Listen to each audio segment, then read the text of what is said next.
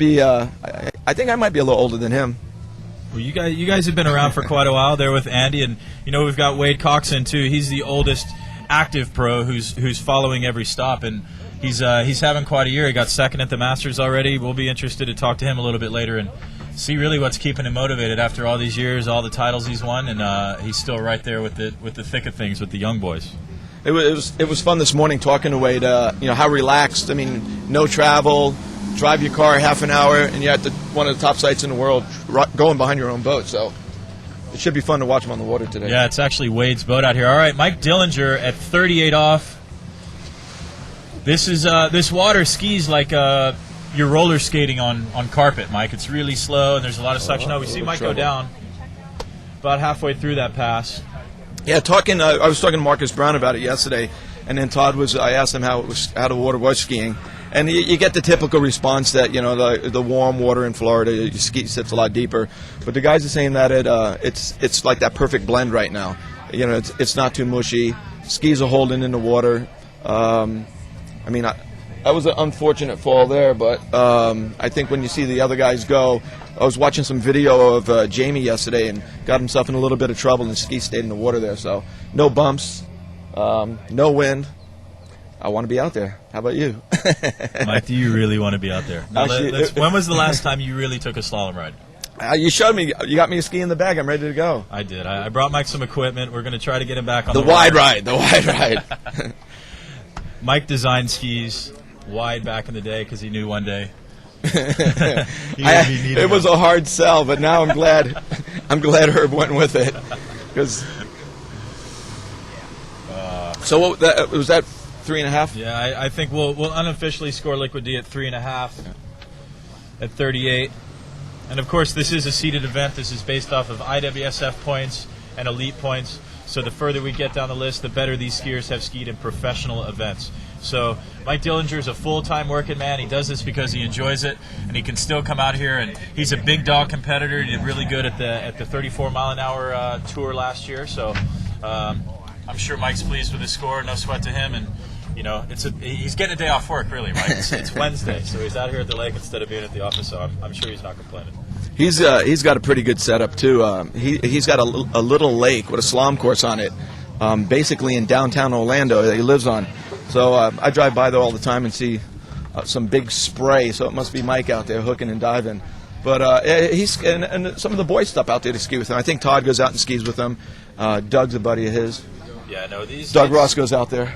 It's a really good community here in town. These guys all have their lakes, and that's in downtown. But now where we're moving is to the east side of town. On the water, this is Wade Williams. He works at Ski Tech at Chris Rossi's training center out at east of Bithlo. If you're into wakeboarding, you'd know it as the Projects, one of the finest water ski lakes in Orlando.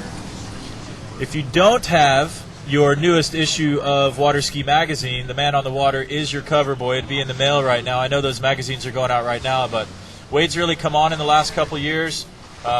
He understands a lot in his head. He's understanding theoretically what he needs to do, and he's just trying to get it put together on the water right now, Mike. So, actually, it's the east side of Orlando. If the people don't know Orlando very well, we're 45 minutes north of Orlando, downtown Orlando in Claremont. So he's got about an hour drive to get out here. Same thing, he lives in Wade's territory over there. Wade's in Oviedo. So there's just lakes all over this area, and that's why all the big boys live and train here. That's why you lived and trained here, Sully. How long were you living here? I was here 6 years, but I was still traveling a lot. It's just such an easy place to be. It's warm year-round. Orlando International Airport's easy to get in and out of. You can get flights just about anywhere from here, and everybody's here.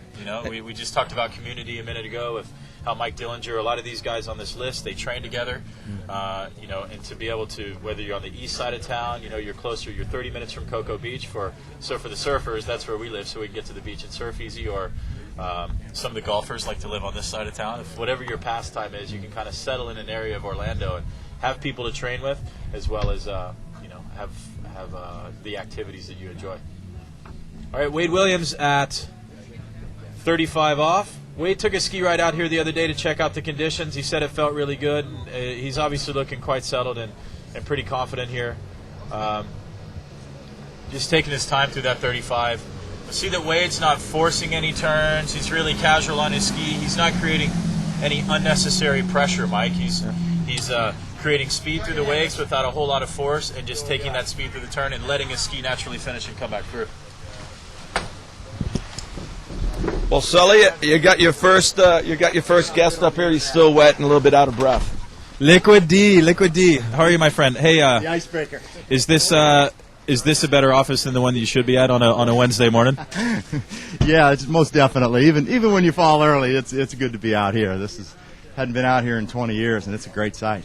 So you have been skiing out here for a lot of years, then? Well, a long time ago, I skied out here a lot. Oh, you mean out here? Yeah, not recently. You haven't been training out here, as you told me this morning, but years ago, you were out here when they first built the place, right? Yeah, Rockin' Ron Thompson and myself used to ski out here all the time with Pierre and the boys. Great sight. So even before the golf course was finished, you guys are out here taking some ski rides, doing a little pitch and putt over there on the greens? We actually got to play 18 several months before it all opened. Ron and I were out here playing. We'd take a couple sets, and we'd come hit 10 or 12 balls on that par 3 down at the end. There's about 1,000 golf balls down there, by the way.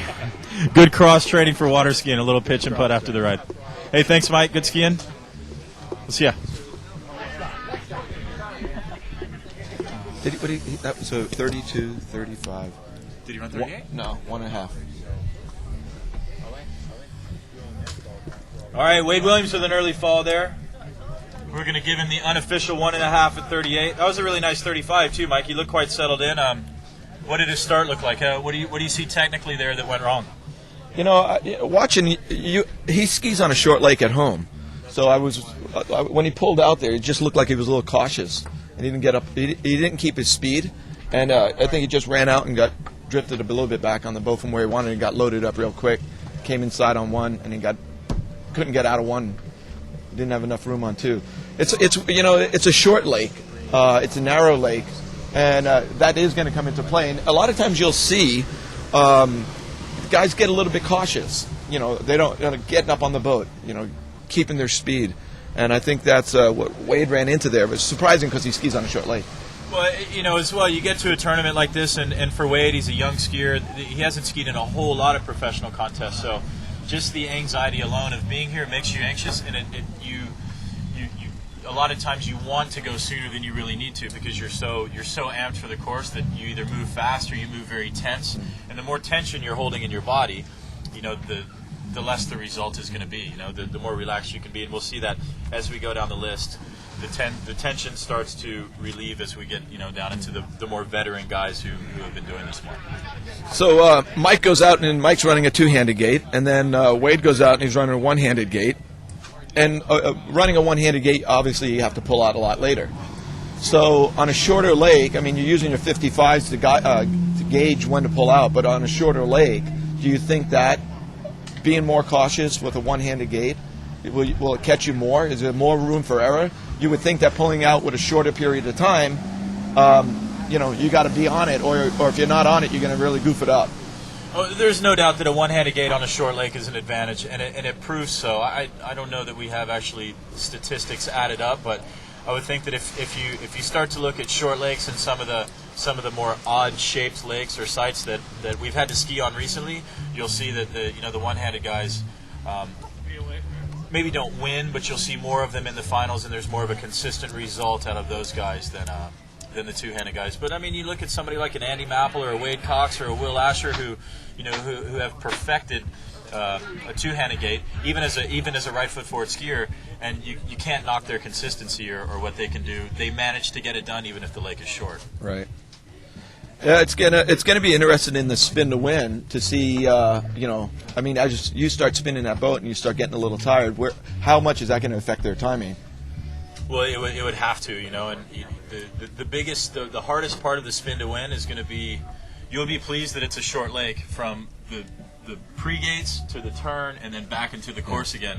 The longer you have to do this, or if you can get the rope between your legs to relax your arms for a second, the person who can be most efficient from the end of the course to getting back into the course, I think will have the best chance, saving energy there more so than actually in the course skiing. Do you think you use more energy on your pull-out on a one-handed gate? No, because the pull out is shorter. You're actually you're dropping in less, and you're using more of a quick burst of speed and a pull to get or acceleration to get out, and then you're riding that speed. Oh, an early fall from Arturo Nelson, down at 35 off there, unless he opted up, which is certainly a possibility. I doubt it this early in the morning. Arturo, he's the Mexican national champion and record holder. He had a brilliant performance here last year, getting quite far down 39. I think he might have crashed at 6-ball at 39 at the shootout last year. So I know Arturo was hoping for a better result than that, but yeah. I've watched Arturo ski for the last 15 years, and he's a scrapper. He can get through it, so that's real surprising. But lately he's been getting pretty deep and running his 39, so I'm sure he's going to be pretty disappointed with that. It looked like the same type of thing too, but from this angle here, he just never got free. Check your mic to see if it's on, because I'm not picking you up in the PA. Is it now? Okay. it's odd. I couldn't hear you when you're talking. Who do we have next here, Sully? All right, Tom Brantley's up next. You got to... Tom Brantley's a South Central boy. I grew up skiing and spent a lot of time at Bennett's in Louisiana, and I would see Tom Brantley at some of the tournaments around there. He hasn't been skiing a long time, but Tom's really a pretty interesting story. We'll definitely have to get him up here and speak with him. Todd tells me that Tom spends a lot of time free skiing, and he actually will come to a tournament without skiing in the course for quite some time, to a professional event. He won the men's one national title a few years ago, so he's got some titles under his belts, and I know he's got some respect from all the rest of the pro skiers. He hangs out, and people really enjoy hanging out with him, so I'll be expecting a good ride from him today. That's really surprising, because I'm sure I've seen you do a lot of free skiing. To me, I guess if you do it a lot and then you get back and go into a course and back and forth the crossover, you can get it worked out. But it really starts to mess with it messes with your rhythm, and it messes with your width. Sometimes you get a little bit lazy when you're free skiing and start running a little narrow, and you start to build that rhythm, and it throws your timing off when you get back. So it's going to be interesting to see how he handles that. Well, I tell you, Paul Vitucci. He's got Redline Water Sports, a big dealer of water ski equipment up in Madison, Wisconsin. He has a great thing that he tells skiers when they can't get into the course is he actually, you can take some gaff tape or some duct tape and put it on the gunnels of your boat pretty high up on the sides. So when you're practicing your rhythm,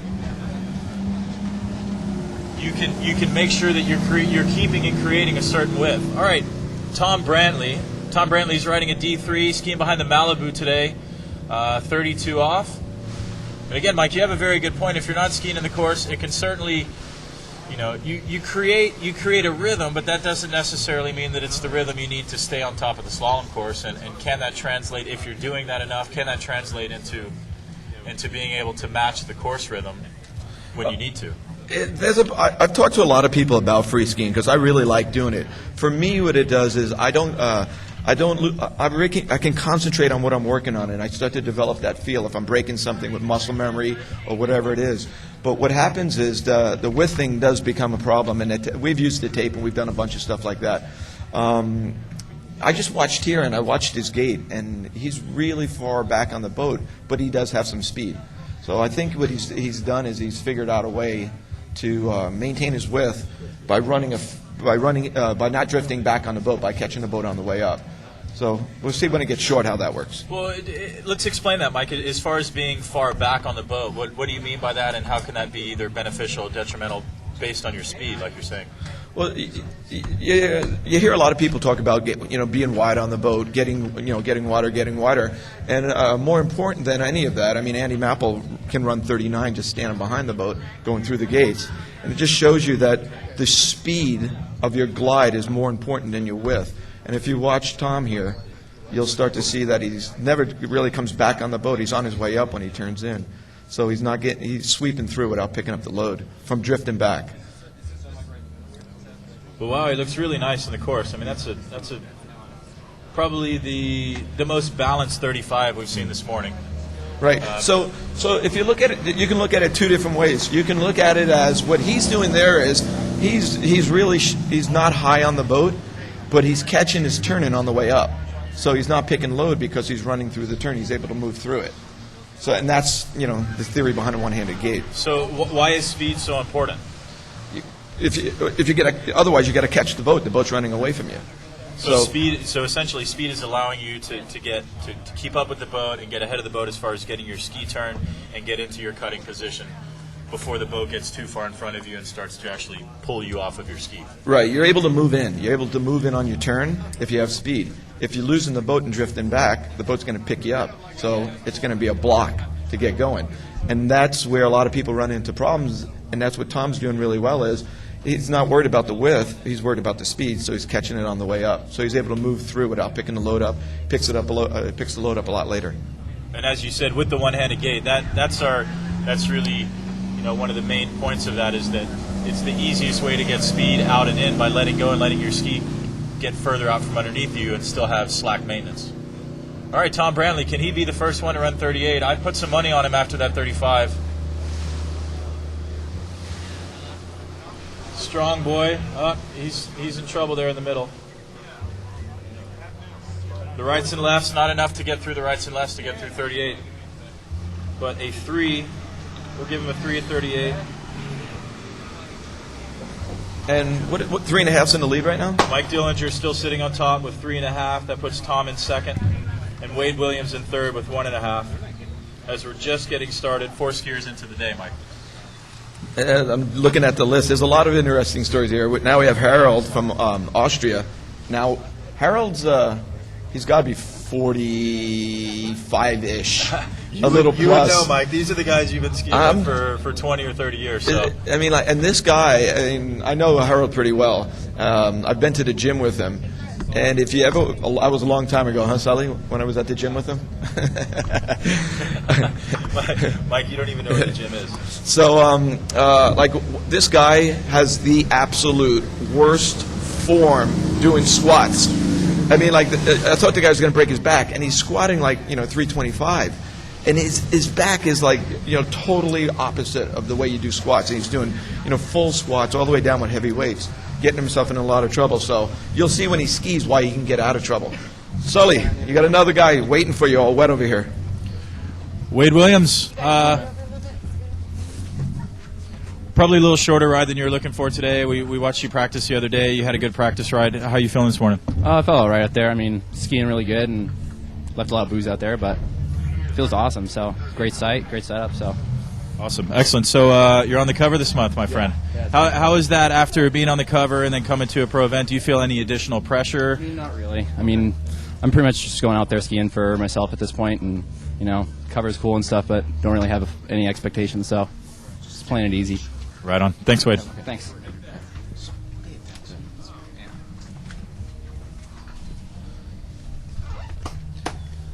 Chris, I gotta say hi to my mom. You need to? 82 sitting in front of the computer. She just got on and said Mike didn't say hi to me. Tell him not to come home. Hey. He's not coming for dinner this Sunday. She locked the front door.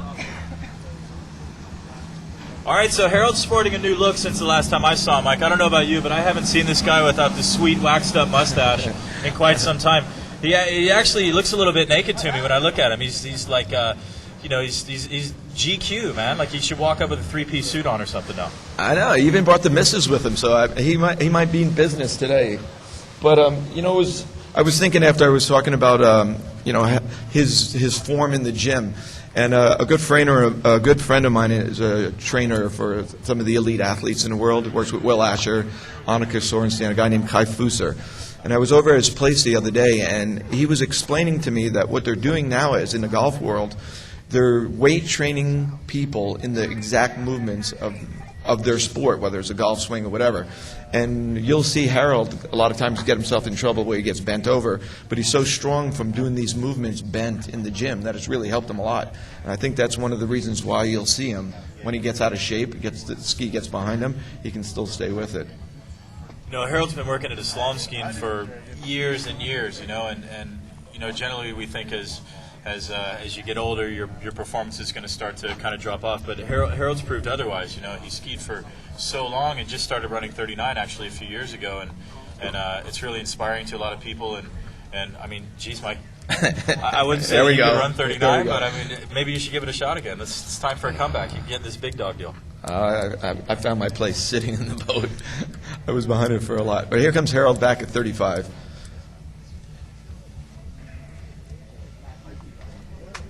All right, Harold also sporting the one-handed gait.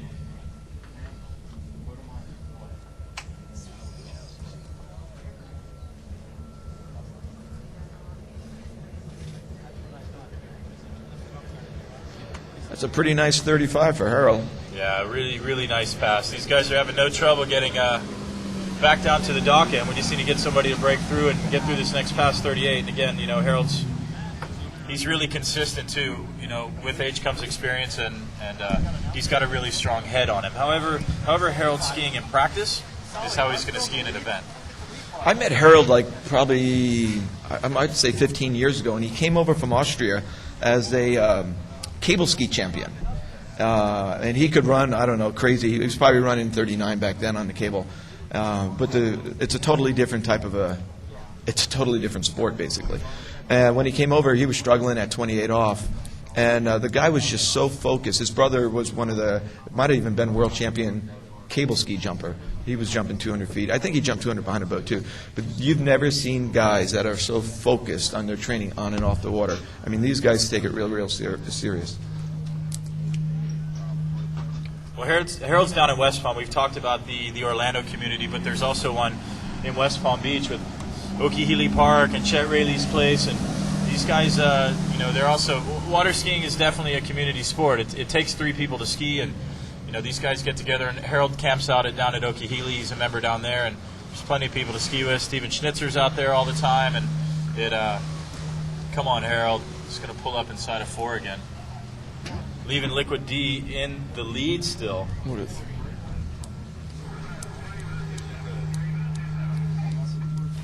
So, Sully, all these guys, these guys can all run 38 off, pretty easy. Most of these guys have run 39 in a record capability tournament. What's going on? I mean, yesterday Marcus goes out and he says it's too easy.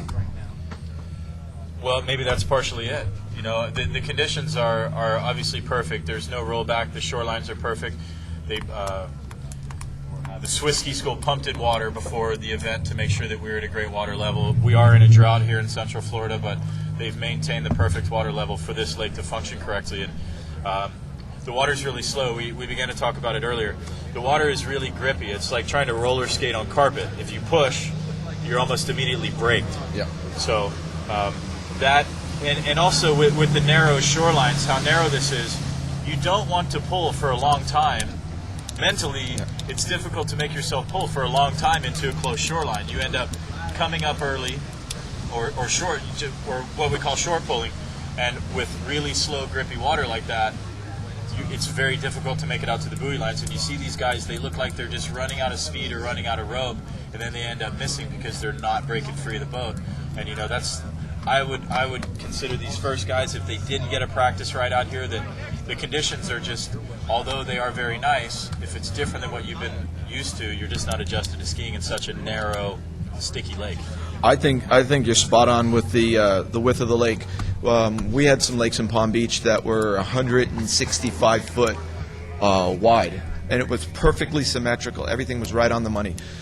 You'd leave that lake and go someplace else where there was a shoreline on one side and an open shoreline on the other side, and your rhythm just gets screwed up. It's something that you don't realize when you're skiing it, but when you go someplace else, you really notice it. And I bet you here, because it is narrow, these guys are, they're seeing the shoreline and they're making a move that they don't normally move. They're releasing their ski different. Yeah, well, this gentleman here, Julian Beaufils, is definitely familiar with the shoreline. He is the head instructor here at Swiss Ski School, and he's been kind enough to spend extra time in the boat the last few days as the pros have come out to practice, and they try to get acclimated to this lake. Julian spent extra time pulling all the pros and just being really accommodating, considering this is his place, and obviously a little bit of an advantage to be able to ski here all the time, to open his doors to everybody and make sure that everybody had practice. Julian's a really great guy, and he spends a majority of the springs and falls here. And then shortly after this tournament, he'll be headed home back to Europe to base his training out of there and ski in all the European professional events for the rest of the summer. It looked like he was at home on that first pass. Yeah, he had several different sets the other day when I had an opportunity to ride in the boat. The first set, he ran a beautiful 39, and then you have a lot of pros around, so you start picking their brains. He has Jamie Beauchesne and Marcus Brown and Chris Rossi. And between those three guys, they talk at each other all the time. So even as an outsider, when you're just sitting there, when you're listening, you're picking up so many things that it's sensory overload, really, because you're freaking out. So Julian's second set didn't go quite so well. I think he had a lot of things in his head, but he's had a few days to think about it, and hopefully he can get settled in. And certainly he's run 39 on this lake before, so I would certainly guess him to run 38.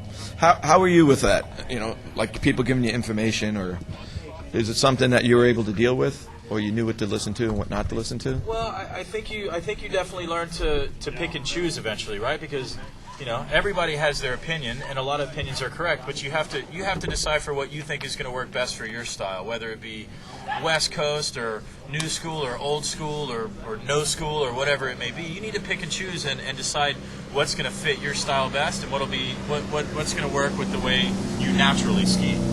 I think that's the key, is understanding that all the information is good. It's just weeding out what is going to work best with you.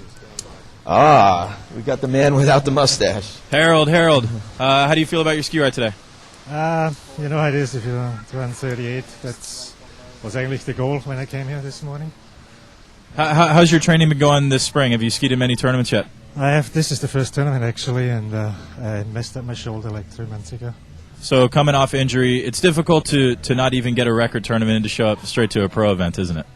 Yeah, it was a little difficult today, and it's early also. But I'll go to the next one. Let's keep better there. Absolutely. Hey, thank you.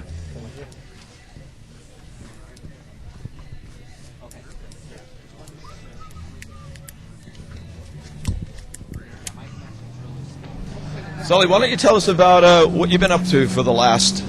I think we got a rewrite. What do we got going on? Okay, here we go. This is 38. All right, I'm gonna go ahead and call this one.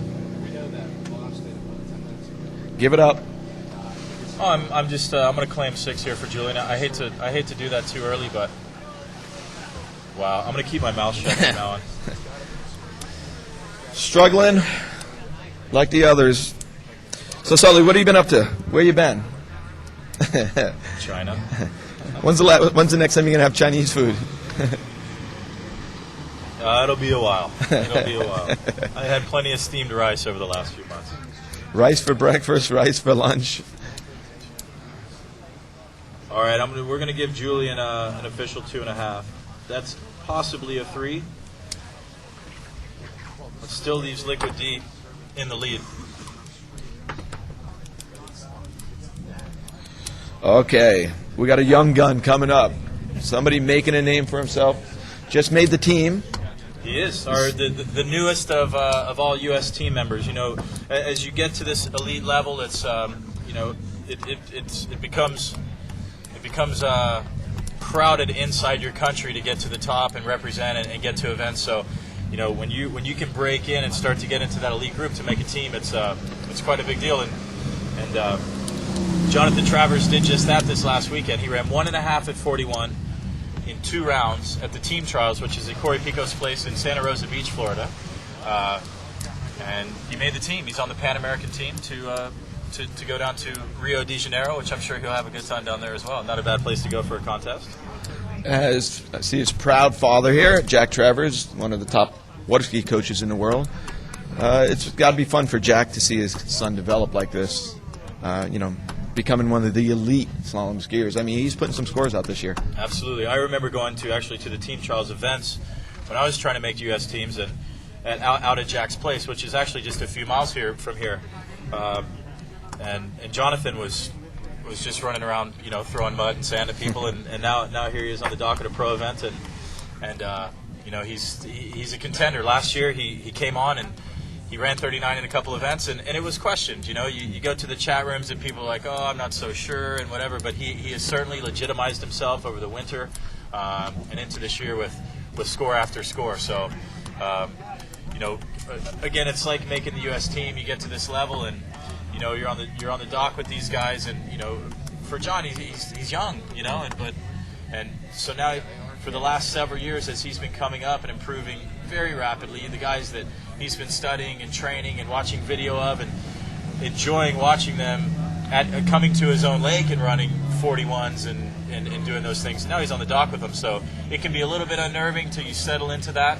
But he's certainly proving to have a little bit of confidence. Have a little bit of fun there, a little tail kick before the course, so he doesn't seem to be too uptight if he's want to jump the weights like that, which is really, really good, Mike. Yeah, it's just fun to see these guys. Like Timo's starting to ski good. John's skiing good. It's fun watching Billy. It's that new, fresh blood. Well, it was. I think just only a few years ago we were asking, well, who's next? Yeah. Because that crew of the Chris Rossies and the Jamie Beauchenes and that kind of age, the Chris Parishes, they had come up and they're to the point where, well, they don't have to prove anything anymore, right? They're podium guys. They're contenders to win the event every weekend. So where are those next guys coming from? That want to be contenders, that want to have something to prove, and then just in the last several years, you have the Billy Soucies and the Thomas Moores and these guys who are raised fists, dedication, want to make the sport better. However it may take, they're going to put the effort in to make the sport better. And now you have Jonathan Travers coming up from our next generation, so he's going to be even pushing those guys to stay on top of their game. Settle down. You still got it. You still got it. 5, 6, 7. What's it? 43 years old. Mike Dillinger, first skier on the water, Still in the lead. 7th skier on the water, and he's still holding lead.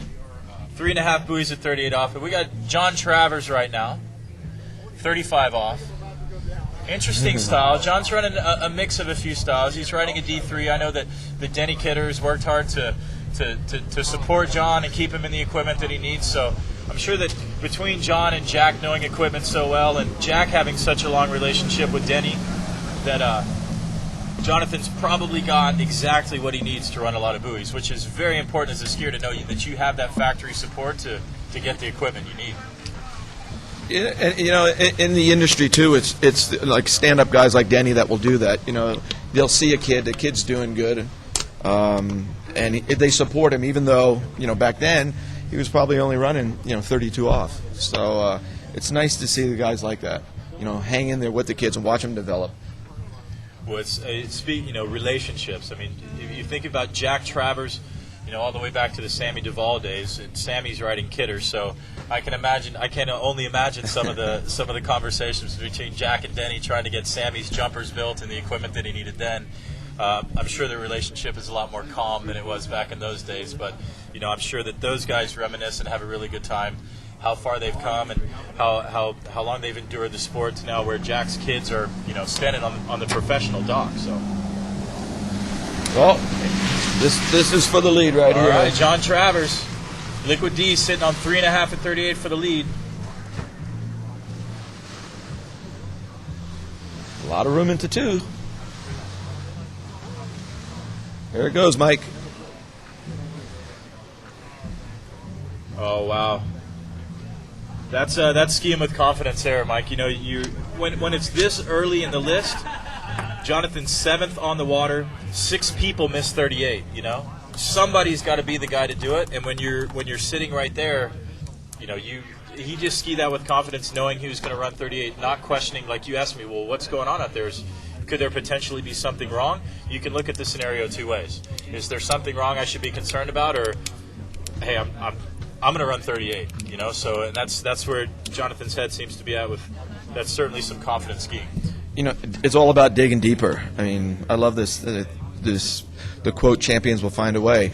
But how much do you think him growing up around, his dad training all the top world champions, from Mike Hazelwood, Sammy Duvall, and watching all this stuff going on, and those are guys that could dig deep. There's got to be a trickle down to John to know that, hey, these guys are out there, they're not getting it done. It's my turn to show them. He certainly had a lot of indirect lessons, but just by hanging out, like I said, the days when the team trials are there, and Jack has had so many elite events, world records set at his place, and people training there, all sorts of pro skiing at his place. So, I mean, Jonathan just by hanging out has had to learn a lot of lessons about confidence and integrity and just being a professional on and off the water. All right, well this is a good score for John. Was that 2.5? Yeah, that's a 2.5 at 39, which is That's a big 2.5 considering what's been going on. We're taking 12 in. There's still a bunch to go, but it's I'm sure making the guys down at the end feel a lot better. That hey, things are good out there.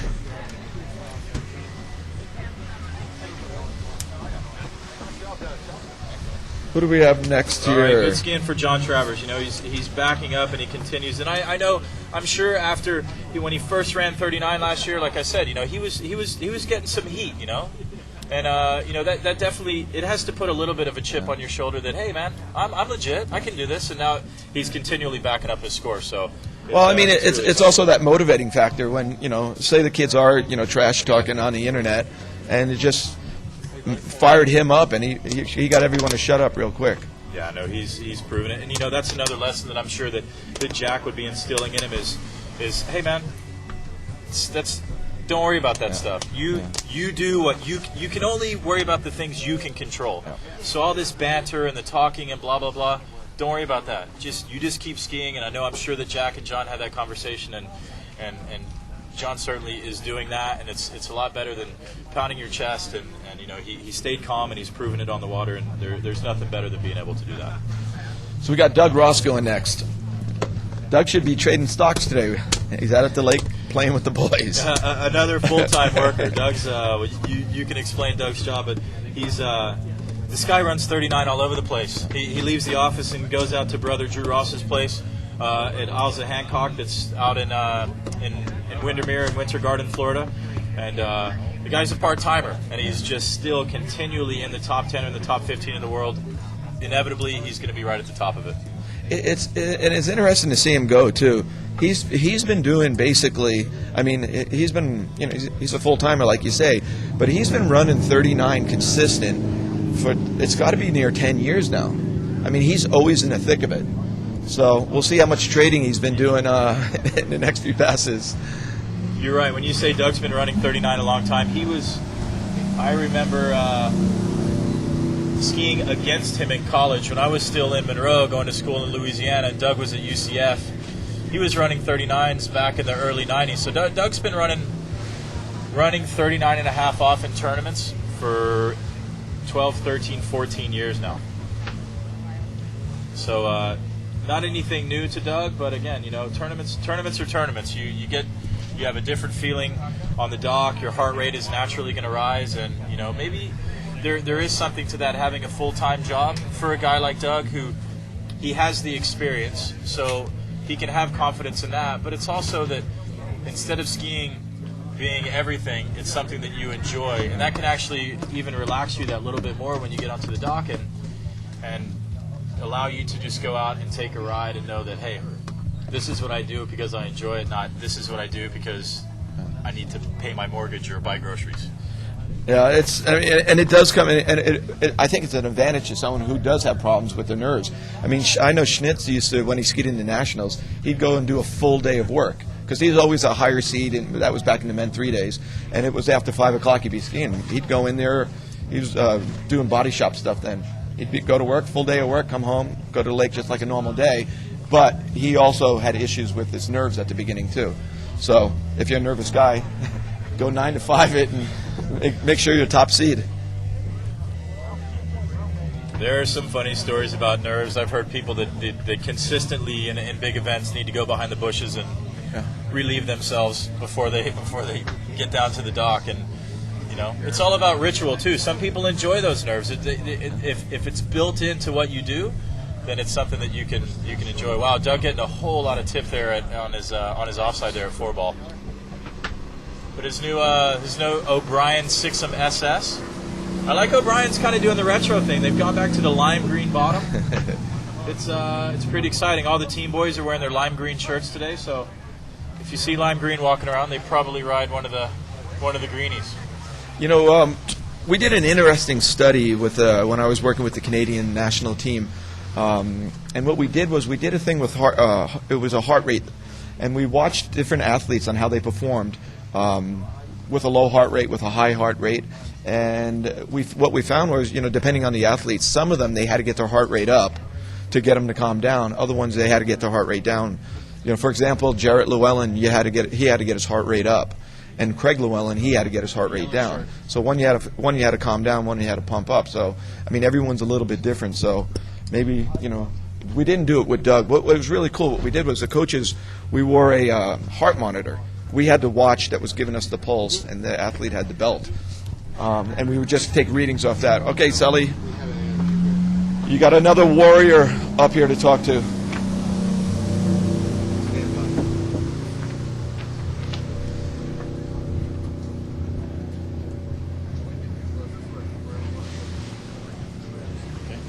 All right, Julian Beaufils.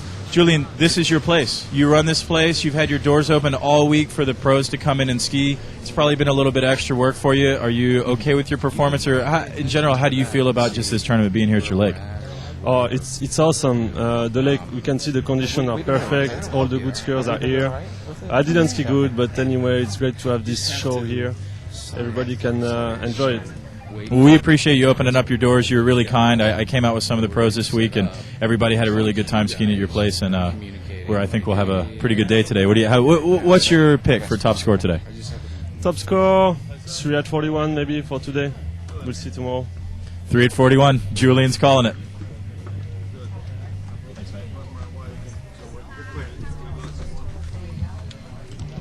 Doug just ran 38. All right, Doogie's through 38. John. John. You'll answer if I call you that, right? I don't even know where John came from. First thing that goes, your memory. You would know. I would know. Go ahead. So that was a pretty clean 38 there. It looked like once you got past 4-ball, you just relaxed it. And it's going to be interesting here, this 39. Mike Dillinger still in podium position right now. Holding second on the podium strong. At the tender age of 43. All right, Doug Ross, 39. We've got a 2.5, right? John Travers sitting on 2.5. Yeah. Doug's. Here's your 3. Doug's got a pretty phenomenal balance. He's going to get a full 3, stand up and knock John off the top, but still a lot of guys to go. still early in the day, Mikey. 3. Early in the day. What were you thinking? What did you think the cut was going to be this morning? I tell you, it's tough. This list is so deep. We always seem to overestimate what Julian on the webcast just predicted that 3 at 41 would win today. And I think that's really accurate. It could be plus or minus a little bit. But where the cut falls, we're looking for the top 12 to move on to the 38 off spin it to win it contest this afternoon, as well as the 39 cold start first thing in the morning. For 12 skiers out of this list, that's it's more than a third. So I mean you're going pretty far down the list, which is great. That means that more skiers get more rides, and we're always stoked to ski more skiers on the water, rather than cutting things so small that you only get to see that top little segment. The field is so deep now. Like I said, there are very few people on this list that have not run 39.5 off in a professional tournament. And now, where we are, virtually everybody has. So, I mean, you're looking at, if you cut it to 8 or 6, you're leaving a lot of people on the shore that possibly are potential podium guys if things can go their way.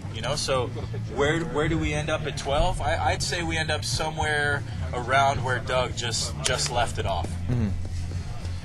It's. I was just thinking as you were talking. You look down the line, and you got Will second to last, and you got Jamie, but you got a bunch of big hitters. Rossi's up, at the 5th spot. You got Wade in there. You got Andy here.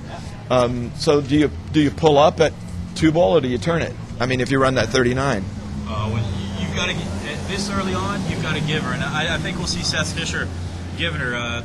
Seth's had a busy couple of weeks. He just put on an event last weekend at his own place, a very successful event, the H2 Oz.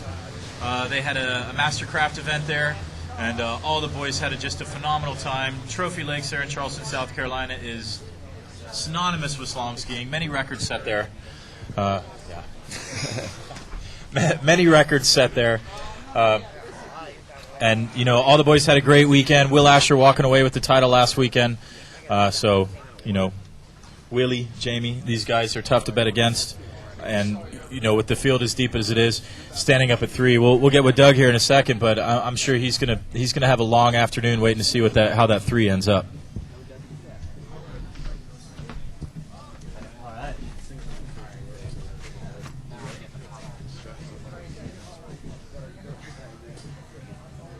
Doogie, 3:39. Yeah, not bad. It was a lot of work. It wasn't really me out there. Well, how does it feel out there? What are the conditions like? Conditions are really phenomenal. I was just having a lot of troubles getting adjusted and feeling the line.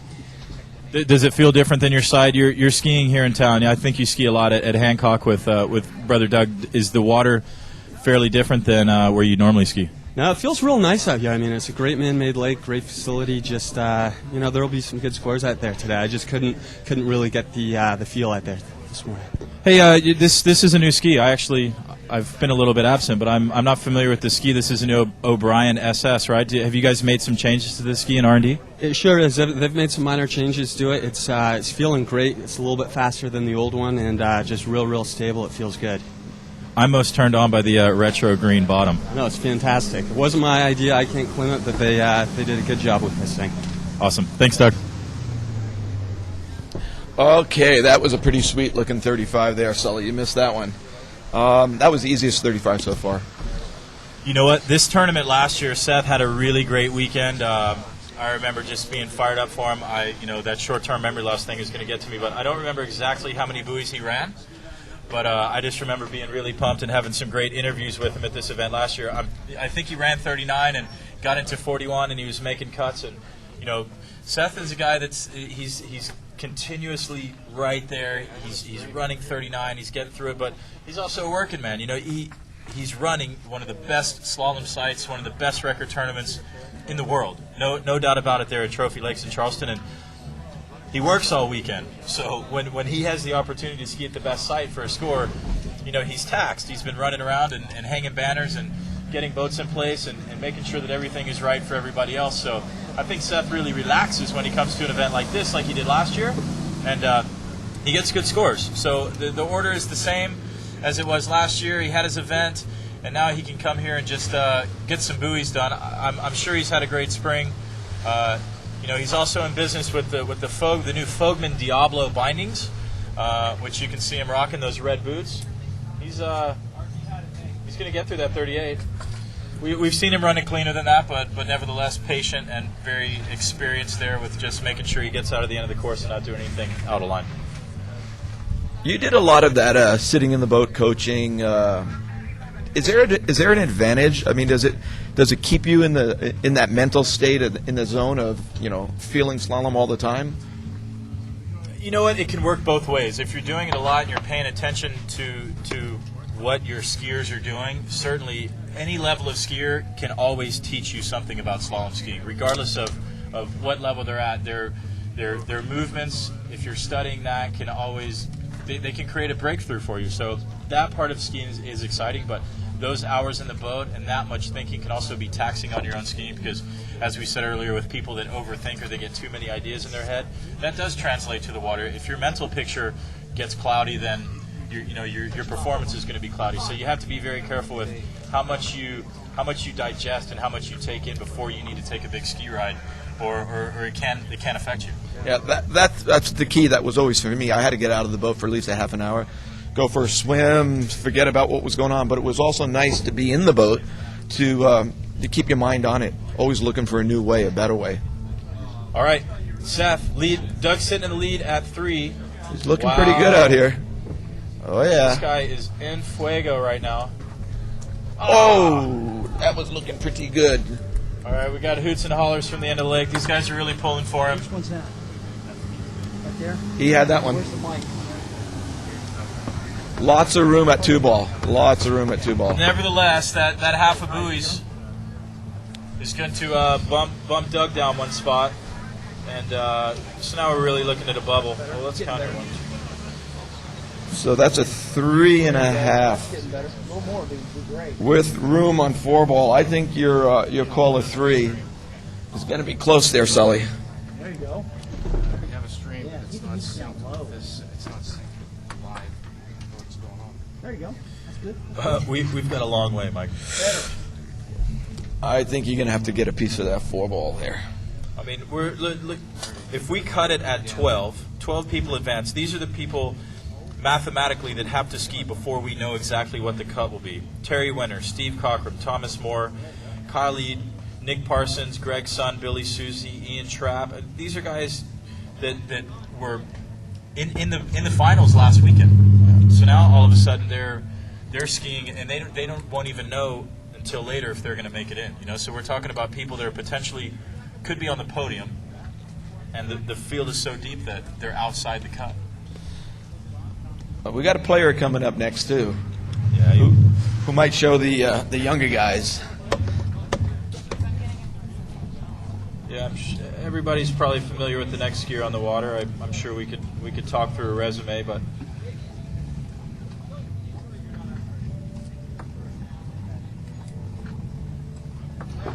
Andy Mapple, The legend. What can you say, Mike? If you had to sum up Andy in just a couple of words, based around his slalom career. Back in when he was training hard and when he was on it, he was embarrassing the rest of the guys. I mean, he was beating people by 6 passes. One of my favorite Andy Mapple stories is he came down to ski down in Palm Beach with us, and nobody had slalom that day. It was just too windy. I mean, it was blown out. And this is all good skiers, like some of the top in the world. Nobody wanted to slalom. They were all tricking and jumping. It was just too windy. Andy shows up and runs back-to-back 38s, back-to-back 39s in the same water that nobody would ski in. It was too windy. Yeah, he's constantly proved that that in his training, he and even guys like Wade Cox, they've been so dominant. It's because they worked that much harder. When the other guys weren't willing to go out and do it, Andy was willing to do it.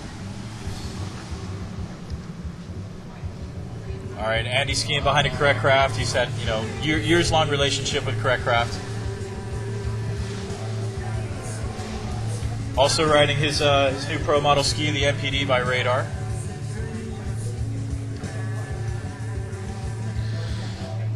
And he fissed it after 32. Andy's at a different point in his career, and you and I discussed this a little bit last night, just as we were when Andy was willing to do that little bit more in the past for his training. Andy's moved on. He's officially announced his retirement. I think possibly twice now, but he can't seem to stay away. So Andy's not skiing as much. Is he skiing? Yeah, of course he's skiing. His wife Dina pulls him. He has a lake where he allows his friends to train, and then he also has a boat and courses at his house. So even if he doesn't go to the lake, to his barn to do his infamous training, which he doesn't do very often, he has Dina take him for a ride in the evening. So yeah, he's skiing, but he's not training. He's going out because he enjoys it. So when Andy comes to a tournament like this, I think he feels a different pressure than he felt when he was training and he was prepared all the time, that pressure to win. Certainly he still has that internal drive to win. Anybody who's been as dominant as an Andy Mapple, when he gets down to the dock, he wants to win. But he's not as prepared as he was all those years. So I think mentally it puts him in a different place, and that would have to be difficult on you when you get out on the water. It's interesting talking to Andy now, because a lot of the things he talks about is off the water. Like, he doesn't feel like when he was going to the Masters 2 years ago, it didn't feel like it normally felt. It's interesting to hear somebody who was so intense for so long, and how they talk about the fun part, of the relaxed part, and sometimes it's not fun because it's too relaxed. So that's that competitive drive that's in him. Well, obviously he's driven. In the heat of those days when Andy was competing, he was fierce to the point where people didn't know him, couldn't understand him, because he was so intense in that competition atmosphere that it was difficult to even relate to him or be close to him. And now, as you said, lately he's a lot more casual and he's a lot more open to helping his team skiers out, and just passing on his knowledge that he kept close, kept to the breast for a lot of years as he was competing against people. Now he's more open, and he's doing more clinics, and he's spending more time with people, and it's refreshing to see all that knowledge being passed on. That was a pretty nice 35 there. Yeah. This I watched him from the shore about a week ago, and Andy's he plays with his skis so much, trying to get him just that perfect blend. That I just don't understand. I always had trouble with it. I don't understand how he just has such a fine feeling of standing on his ski that he can make all these different changes, whether it's fins or flexes or bindings. And I'm looking, he's using a hard shell right now too. Yeah, Andy made that switch nearly a year ago to the hard shell. I think during his career he tried it on and off, but just never could get away from his rubber boot. And now that things aren't as intense as they were, he's starting to make some more changes and experiment a little bit more because he has time, because he's not in a contest every weekend, and he's just setting up skis differently than he did in the past. I guess he's able to experiment more now because there's not an event every weekend, and so he's able to play and try to get everything dialed in. I mean, he's still in great shape. So I got so many good Andy stories. Andy came down one time, and he wanted to learn a toe wake line O. He was actually he could jump like 170. I think his best jump was 179, and he tricked into sevens, maybe 75. But he was trying to learn a toe wake line O, and this is back when Andy, wasn't the guy that would be, jumping in the boat, couldn't wait to tell you something new to work on. I mean, like Sully said, he was keeping a lot of this stuff to himself. I mean, but that's why he was winning and making a lot of money doing it. But I said, listen, all right, I'll help you with the toe wake line O, but you got to give me one good tip in slalom. So he went out and we played around with the toe wake line O, and then I went out and slalomed, and he rode in the boat and watched me slalom. And he goes, something, I think the best tip for you is to keep trick skiing. There's no hope. Awesome. All right, well, certainly, Andy Mapple, 39.5 off. That, 38 wasn't all that attractive for how Andy normally skis. And that's a big skid out there at 1. I guess we'll probably have to score that a quarter for right now until we're told otherwise. I know, let me get this back. I don't want to mess with their mic. I want to kind of mess with the PA mic. PA mic. This is the PA. This is the PA? Yeah, this is I thought you said it was webcam. No, this is webcast. That's PA. All right, good. Well, then we'll bring this one back up. Sully, you got your boss up next. The big man. Okay, talk about running around crazy and not exactly being prepared for your ski ride. All right, so we're going to score Andy at a quarter. I'm no chief judge, so we'll give him a quarter for that skid out and see if the judges argue with us. But next on the water, Todd Risticelli, the editor-in-chief of Water Ski Magazine.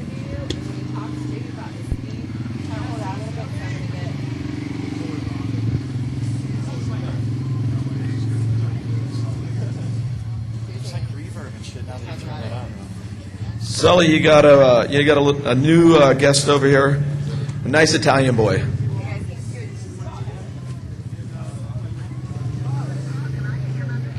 Okay, I'm with Thomas DeGasperi. First of all, Thomas, what time is it at home right now?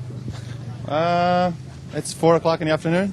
So we're really getting into like a happy hour event for your people at home that are watching this event on the webcast? Yeah, surely. Just texted my family like an hour ago when I woke up, and a couple hours ago, and they're all getting in front of a computer. Awesome. So the Good 9800, tell me a little bit about your ski. Well, I just start using it, and it's a little bit longer compared to the older skis compared to the 96 and the 97. It's a little bit wider on the top. It's a flat spot, a little bit bigger than the other ones. And the edge is being changed of the ski in the back. And it seems that looks pretty good. I need to spend a little bit more time on it, but hopefully it's going to work out good. Very good. Hey, also, your practice ride out here the other day, you hurt your finger. Tell me a little bit about that. Yeah, here we have Tard starting at 32 off. Practiced it here the other day, and I hit my finger on the handle, and it was pretty big yesterday. But I've been putting ice, and I took some pain relief and anti-inflammatory. So hopefully it's gonna get better. Awesome. Well, hey, good luck to you today. Good 9800. Team Malibu, so you'll be rocking your boat today too, right? Yeah, hopefully it's gonna be. I'm sure it's gonna be a great day. The boat feels very good, and hopefully we're gonna pull up a big score. Good luck to you. That was interesting. That's what happens when you're working all day. Sully, you missed it. What did I miss? He tried to sit down around 4-ball, and he almost touched the back of his ski. Did he get out of the end of the course? He got through 6, but it was fun to watch. He definitely, I'd like to see him do that again, just so you can comment on how low you can get sitting on your ski and still make it across the course. I tell you, Mike, if Marcus or Rossi or Jamie were up here, they'd have a good laugh at this. I just took my first ski ride in 8 months the other day. And my first pull out, we were at Rossi's Lake, and we get into the big part, and I'm preparing to make my pull out for the gates, and as I lean over, my back leg, it gave out on me. It just totally quit. And I did the same thing. I sat down, and the handle was over my head, and I had to do everything I could do to not hip check the water. And so the boys certainly had a good laugh, as did I. But so I'm feeling Todd's pain. I can't give him too hard of a time on that. So what does that mean on my first ride? Mike, we're going to give you a second ski so you can drop it. And just knock off a little bit of that force for your deep water start. All right, you do something like that on your first pass, and it can freak you out. It can go either way. You can go, all right, I got that out of the way. Like, all kind of bad things are done. I can go ahead and get serious about my ski ride, or you can say, oh, man, is this only a sign of things to come kind of deal? And it looks like Todd took it as the first, which is, hey, man, I've got nothing to lose. I put this event on. I'm putting this event on. My head's already full with information. And that was just a good wake-up call. It was the alarm clock that, all right, stop worrying about whether our microphones are working or how the webcast is going, but it's time for Todd to concentrate for the next 5 minutes on what's going on in the water. I think it did wake him up and got him thinking again. It was. I watched some video of him yesterday practicing here the last couple of days, and it's the best I've seen him ski. I called him up to tell him on my way home last night that he's skiing more efficient than he's ever skied before. That first pass didn't show up, but the second pass did. I guess his body's feeling a little bit better now, too. He was having all that back trouble. Well, he had back surgery this winter. Todd, he went under the knife, and he's got a little interesting scar on his back. Maybe we can show you guys for all you slalom skiers out there with back pain. Todd, he got it fixed, and I think he feels a lot better for that. He also has bum knees, Todd actually did his first knee injury playing soccer, not on the water, but he skis hard, and he's really efficient when he's on his game. And like you said, Todd is skiing well right now. So this is 38 off.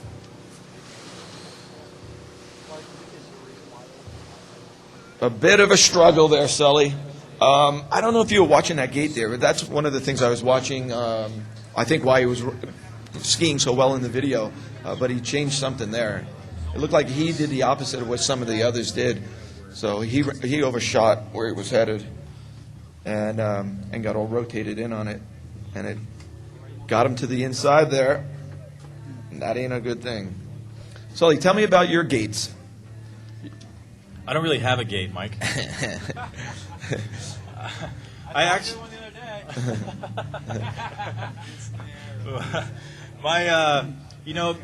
as I was finishing skiing, when I was still skiing a lot, I transitioned. All my good buddies, the Chris Rossies and the Marcuses and the Jamies. These guys are all running a one-handed gate. I traditionally I modeled my gate after a Wade Cox gate was the way my skiing was set up, and I worked really hard to create that efficient two-handed gate. And I really started to experiment with the one hand, and I started to feel efficient with it. But now when I go out and ski, I'm somewhere, I don't know. Yeah. But I just know that I do know that the key is speed, and carrying that speed is the most important. And I will do I'll do a two-handed gate if I'm feeling inconsistent, because I know how to control that speed. The one-handed gate works, but it is more complex. You have to learn your gates again. Right. I think that's one of the things with a lot of the viewers that are watching this, being confused at exactly how to go through. So through the show, hopefully we can talk more about it. Sully, you got an old friend over there. Andy Mapple, the living legend. How was your ski ride? it was fun. I enjoyed it. I mean, obviously, I'd like to make more buoys than what I did, but just getting out there and just kind of feeling in the tournament again was kind of fun. Kind of going around the end there, I remember what this felt like. Yeah, we talked about that while you were skiing. That actually, you know, when you're skiing all the time and you're competing, you know, you have the confidence in the amount that you're training, and now you're doing more R&D for skis and building that. Your desire to win is the same, but spending more time on R&D, you probably have your mind on other things than practicing all day, right? Well, I've been skiing a lot more this last year just because I've been doing more R&D, more testing. I didn't ski a whole lot. I was working on skis, but you know, now I get spending more time out at the lake, actually skiing on the stuff and testing, and you know, there's always something else to learn. So, you know, for radar, I've been doing that, and just working with Herb O'Brien and those guys, just really being able to, you know, be more creative in the skis and kind of building skis what I feel like everybody wants, and skis, you know, put more fun back in the sport. You know, I mean, to me, that was really fun out there competing against the best in the world. You know, I don't feel like I had anything for these guys, but it was an honor to be able to be here and part of it. You know, and I learned a few things out there, so now I can go work on some more stuff on skis and can have fun doing that. Very good. So tell me a little bit about your ski. Well, we're doing kind of what I kind of do. I like to ski that really track. You know, our goal is to build one of the fastest skis in the industry. I think we're pretty much there right now.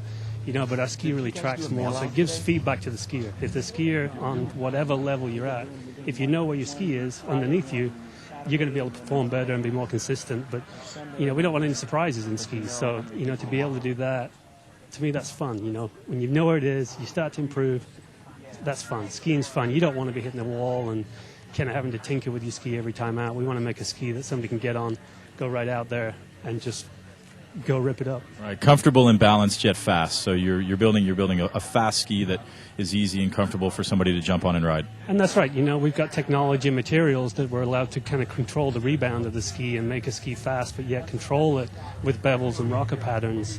And, you know, to a lot, when you just look at a ski, a lot of, you know, the lame eye won't really see a lot of that stuff. But, you know, you start to see the guys come out on the radars, and you'll start to see some difference when you watch them. You'll see our skis perform a different way. And we've got a great young team of skiers coming up that, you know, I think they're the future of the sport, and I think they're going to be ripping it up on radars pretty soon. Awesome. Hey, thank you, Andy. Good luck to you. Thank you. Okay, we got Trent coming back at 35 off. Good Canadian boy here. Good friend of yours, Sully? Trent is a dear friend of mine. We've known each other for a long time. From Saskatchewan, Canada. Trent went to the University of Louisiana Lafayette. He won some college national titles there, and his skiing's really come on probably the last 18 months. Trent's starting to get through some 39s pretty consistently at the record tournaments. He did really well at the Down Under trip when he went down to New Zealand and to Australia, making some of his first professional cuts there.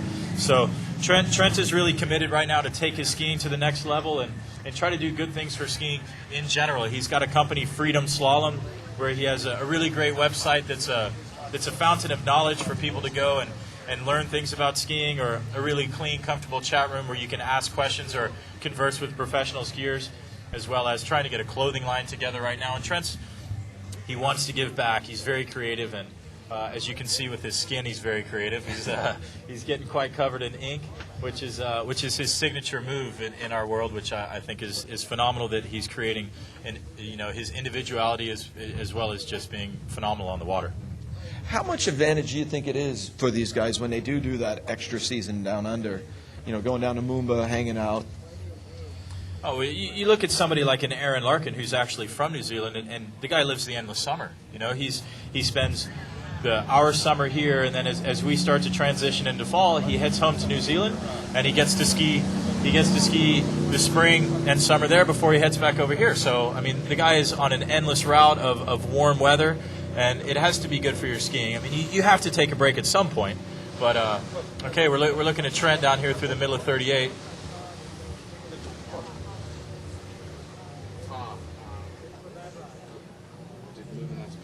All right, a little bit wobbly there at the start, but again, experience getting him through that pass. No panic, no reason to get things been out of control in your head, and got out of the end of the course. Hey, it's interesting watching his gait too. Like when he's standing and getting ready to pull out, you know, it's classic one-handed gait pull out, but he stays on it with two hands. What are some of the things do you think the viewers that are looking at these guys do all these different gates, that are trying all these different things at home, what are some of the things that you think they should be looking at that help them improve their? Well, I think probably the most consistent thought for all these guys, regardless of whether they're doing a two-handed gate or a one-handed gate, is on the pull-out, you're trying to create speed, not create pull or tension against the rope. So the move that you'd want to be watching and try to draw something interesting from is actually the way these skiers are leaving the wake, because there is more consistency there, regardless of what the end result is, whether they're doing two-hand or one-hand. Is everybody is trying to create movement with their ski and get their ski turned outward and create acceleration and speed without leaning back or pulling against the boat. And that's probably the newest move at the start right now. Okay, Trent's at 39, so we'll give him a moment. Attaboy, Trent. Come on, Trent. He missed the handle at 5. But Trent Finlayson, full 5 at 39, our new leader. Attaboy, Trent. Phenomenal score out of Trent. Nice start going there. Blowing the top off things a little bit. You know, the reason I asked you that, Sully, was because the camera angles show the gates really. It shows you a nice. It shows you an angle that will help to explain some of the movements that you need to do on a one-handed gate. Yeah, regardless, as I was saying, regardless of whether you want to let go or not, if you watch everybody's initial move, because everybody's standing outside the wake in essentially the same spot at the bottom of the left-hand wake, everybody's initial move is becoming more and more similar to let themselves break away and create speed without trying to create too much tension on the line. Because as you stated earlier, what we need is to get our ski moving back under and hold speed and get moving back across the course without pulling. All a pull does is create force against you that you're going to have to release at some time. So speed without that force is the most efficient way to ski.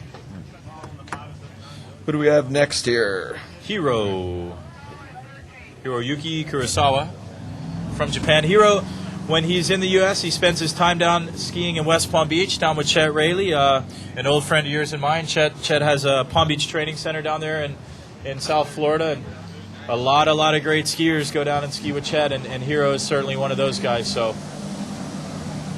be interested to see how he performs today. I'm not really sure what ski he's riding. Hiro's skiing behind that Mastercraft tournament team, ProStar 197.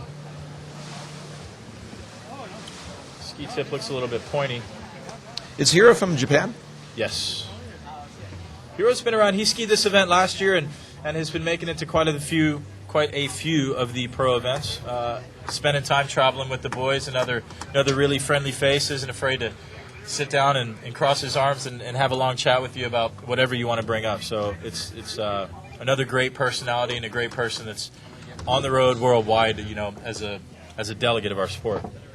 An ambassador. Bringing up Chet's name, he's been in the sport forever, and as a skier and a coach. But do you see differences, like with the Palm Beach crowd to the Orlando crowd to obviously the West Coast boys? But I'm starting to see more of less difference from east to west to Orlando, Palm Beach. Are you noticing that?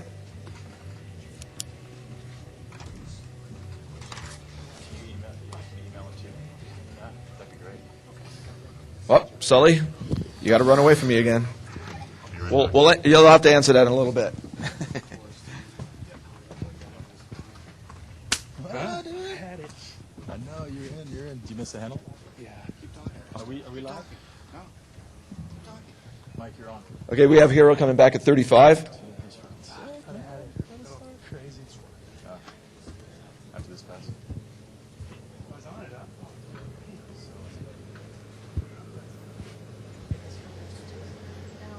Staying with it all the way.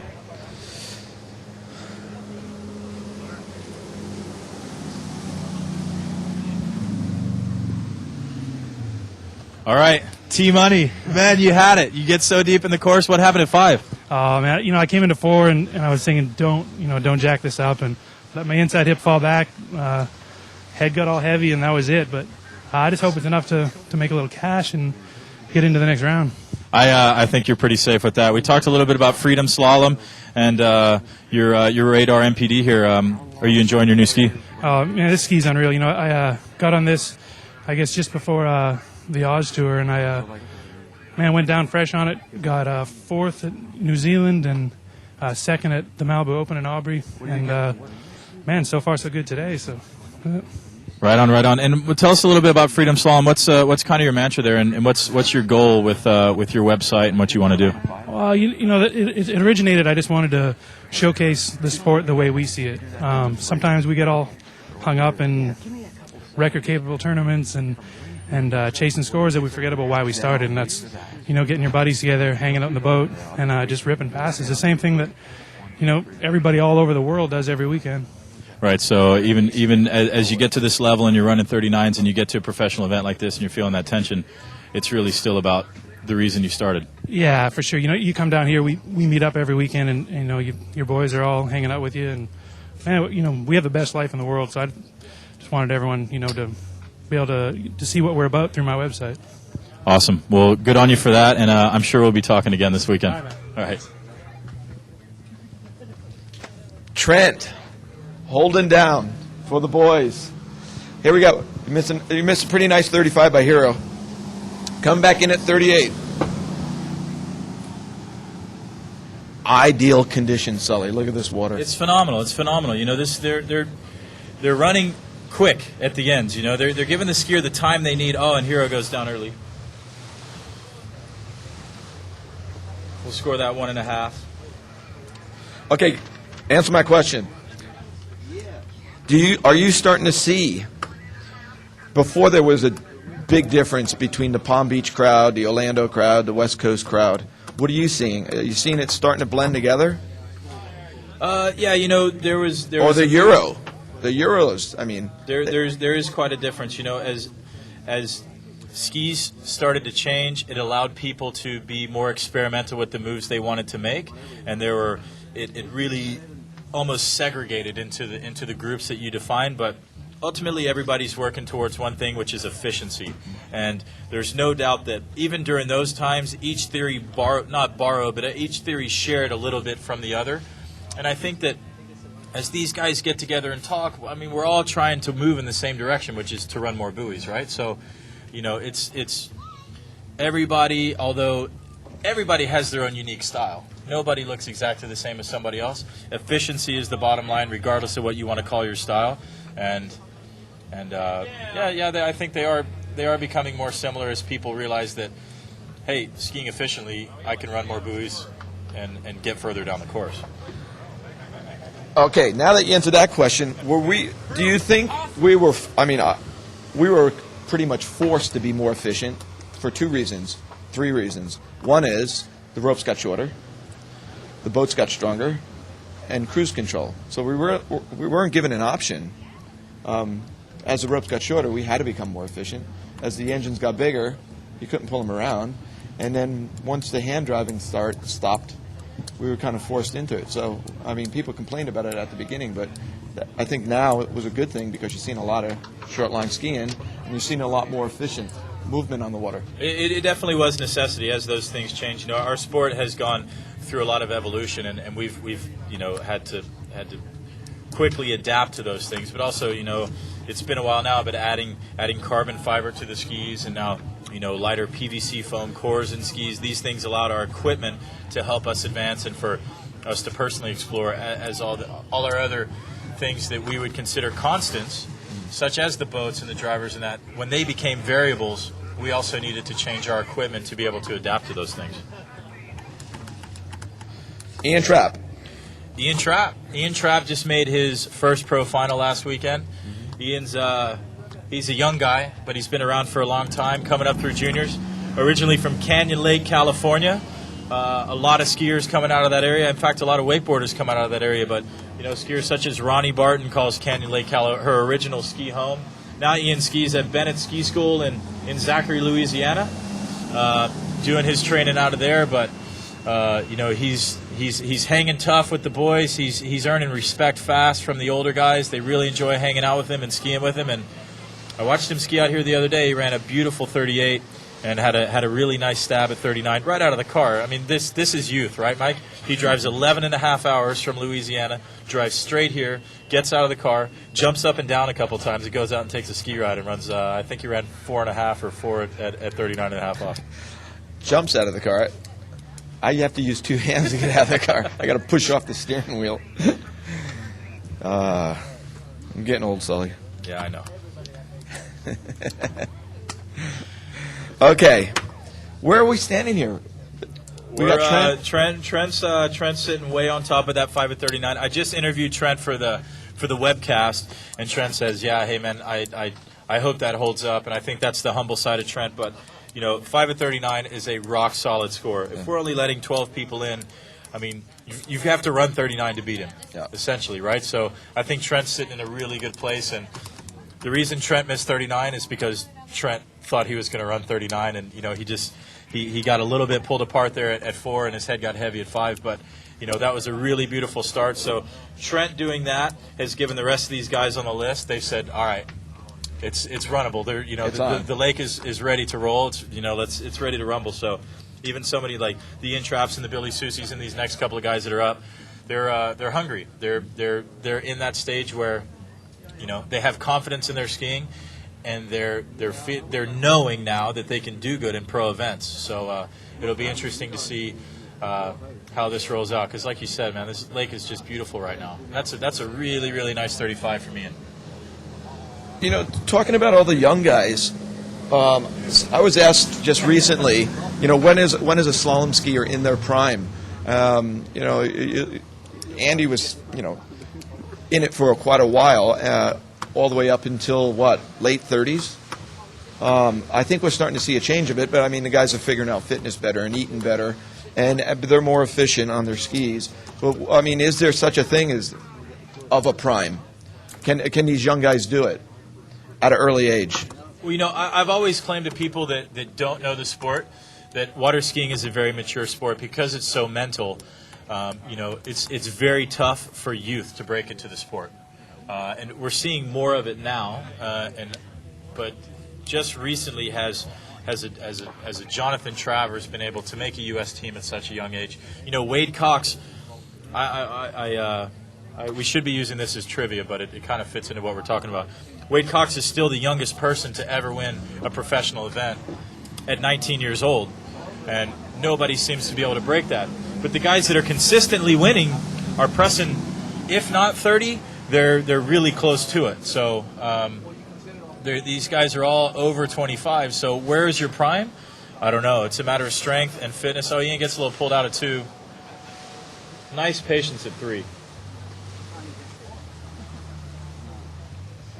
Got back in it. Wow, that's really, really impressive. That he had the patience there and the confidence to know that if he took his time at 3, trusted the lake, trusted his equipment, that he could still get out of the end of the course rather than panicking and doing something silly like pushing on a ski or popping the handle. I mean, that's that peace of mind that knowing, out at Swiss, the things are perfect, that you're not going to run into some craziness at the next buoy.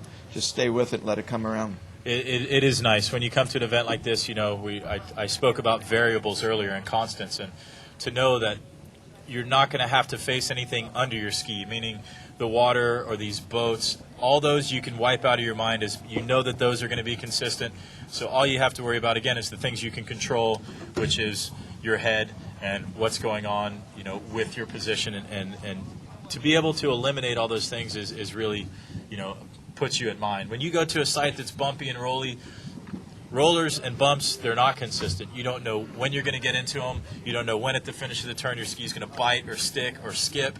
And it adds a lot more to the mental game when you get in those conditions. These guys can relax a lot and cross that off the list.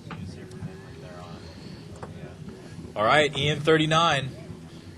Ian and Trent are really good friends, so this is definitely a friendly battle with Trent sitting on top. Ian would love nothing more to come back to the dock with a smirk on his face.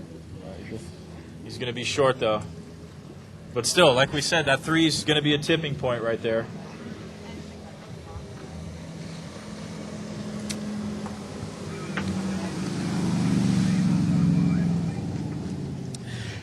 All right, 3 at 39 from Ian Trapp. What's Billy been up to? Has Has he been training hard? Has he been? Oh yeah, Billy's on the east side of town. We lump into that east side crew. He's got a lake over there. He skis with Thomas Moore consistently. Thomas Moore just got a house on a lake over there. So those guys have been really, really good friends and training partners and travel partners for a lot of years now. And their skiing, both of their skiing, it's really coming on. You know, Billy had a breakthrough year several years back at the Malibu Open and the very memorable Malibu Open there in Wisconsin. Billy was a really bright point in that tournament and managed to create something positive out of that event. You know, he's unleashed the signature headband around that time, so he's 2 years deep with again being one of these young guys that has confidence in his skiing and is standing for what he believes in and has the willing to apply the effort to try to express skiing through what he believes it to be rather than what maybe popular opinion might be.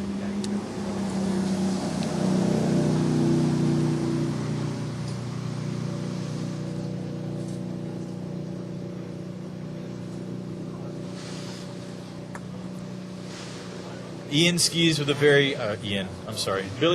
very deep ski in the water.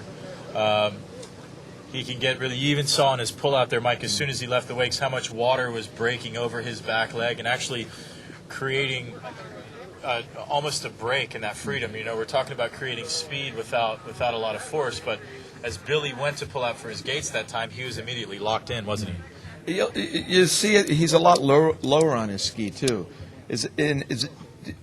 I think to be more fit, I mean, you can play around with your ski setup to get, you know, your ski to work however you want to stand on the ski.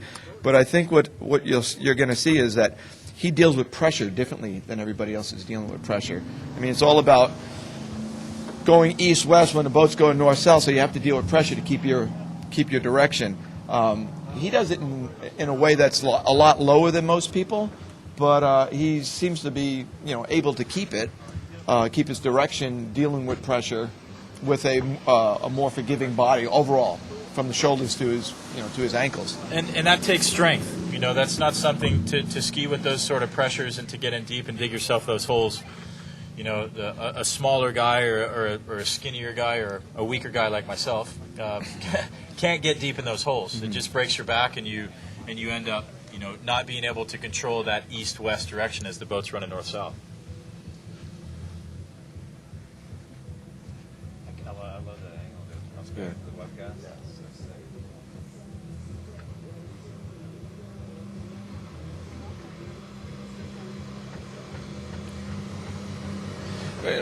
I mean, when I first heard, Billy's name, it was years ago, and Wade said, "Hey, there's this kid that's starting to ski pretty good out here." So when I'm watching him there, I'm seeing some of Wade's, whether it's something Billy picked up from watching him or it's something Wade coached into him. But especially on his good side. I don't know if you noticed that, how he's turning his good side, and his off side is more of a open type of a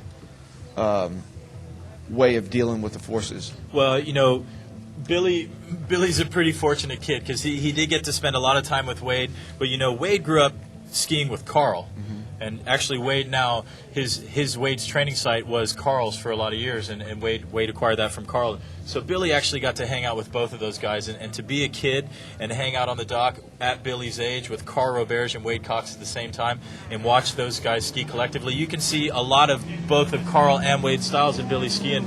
And it's, Billy's a little brother to both of those guys, and, you know, that's that alone's a pretty awesome deal.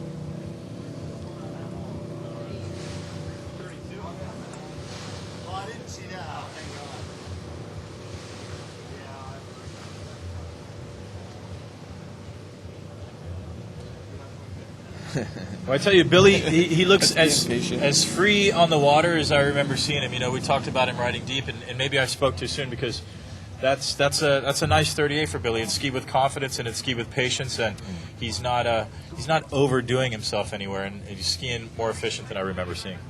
I think patience was the key on that pass there because he didn't have tons of room towards the end of the course, but he just waited it out. He had enough speed to wait it out too.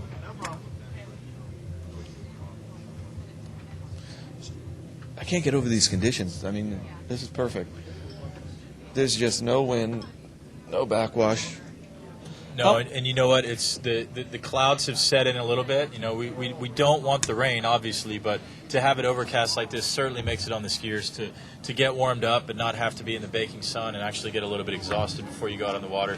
You want to raise your core temperature, and you want to have a little bit of sweat on before you go out on the water, but you want to create that. You don't want that to be the baking sun overheating you from the outside, making you crispy, rather than raising your core temperature and warming your muscles up before you get out on the water.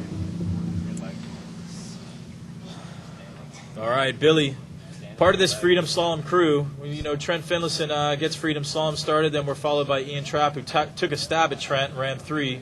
Billy's going to try to get in with these guys, and it's going to be at a 2.5. But we've had a couple of these Freedom Slalom guys all skiing in here together.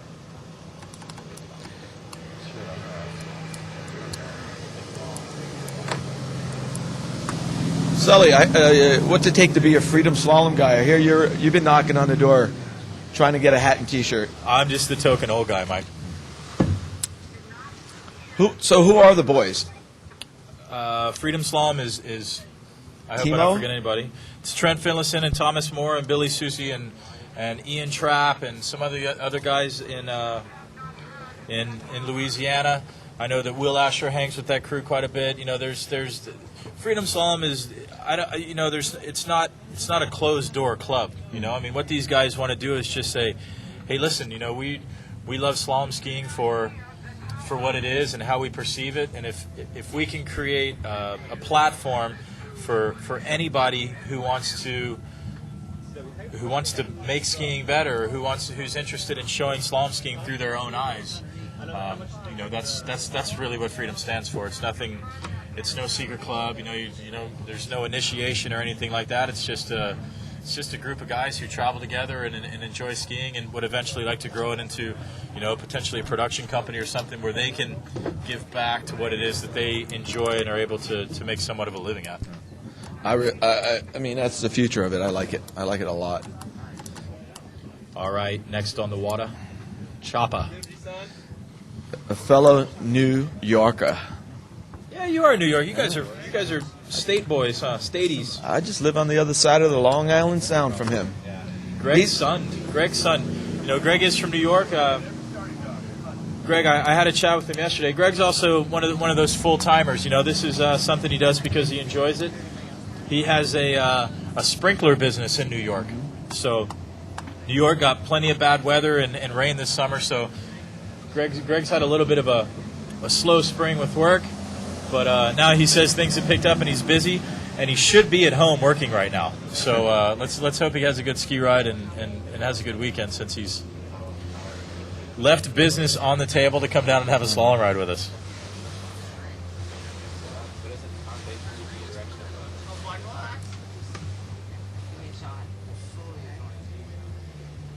You know, that's the cool part of it, is like this guy's got a job. Every event, he always turns up at this event. There's not a whole lot of good spots to ski where he lives. There's nobody to give him any help up there. So it's a guy that struggles to get a good set in. Hops on a plane, flies to the next pro event, and goes out and does a pretty damn good job of it.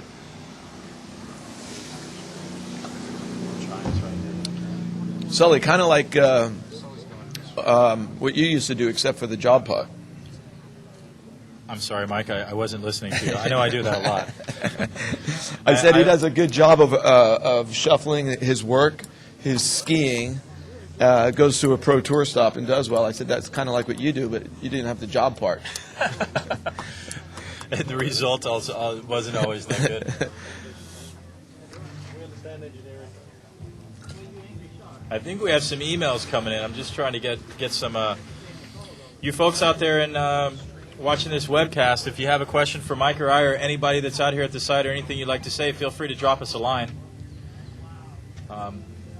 Just getting my emails pulled up now. We'll answer some questions for you.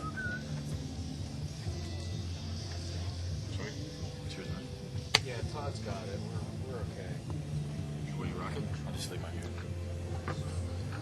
All right, Greg. Handle done. Getting a little bit Two stretched. ball, 4 ball. Chopper is definitely not scared to get the get the handle in the water. Choppa, because he likes to chop the line. He is definitely a shorter rope slalom skier. Greg's son, I haven't seen it, but his side in New York is actually something to see. It's an old quarry that's very, very rolly and rough, and it's absolutely so short that most people would say, no, I'm not going to ski in there. There's not enough room. But it's where Greg calls home and where he takes all his ski rides. 4 buoys, in fact. He can't even get a full 6 in there. So Greg skis in some pretty rowdy conditions for sure on a day-to-day basis. I'm sure it's tough for him to find a good driver and to get a good set in. But, how much does that affect if you watch the way he skis? I mean, there's a lot of old school stuff going on. I haven't seen that handle in the water since the last time I watched you ski, but I'm liking it. So this guy just doesn't get a chance, to clean stuff up, struggling on 4 buoy course rolly, and he still can run down the line. Well, that's early on we talked about timing and how that having a certain amount of setup time in a tournament can really affect your nerves or one-handed starts or two-handed starts. But when you practice on an extremely short lake all the time, when you go to a lake like this that has really beautiful setups, that can mess with your head just as much as going the opposite way, because you feel like you're skiing forever and ever and ever before you even get to the course. So Greg, G-Sun, 38 off, and he's going to get out the end. See, that's when the handle dunk does you good. That 6-ball handle dunk, that is no doubt a Carl Robert's signature move.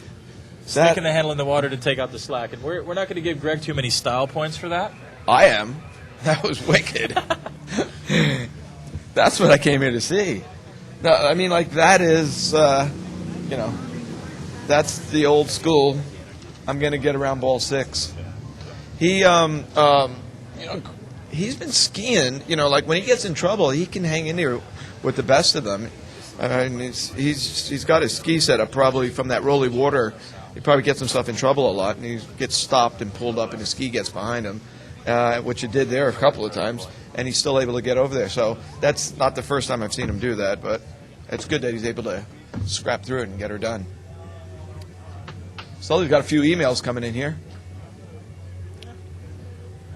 We can't talk about the ones you send me, Mike. Those are your old girlfriends sending email.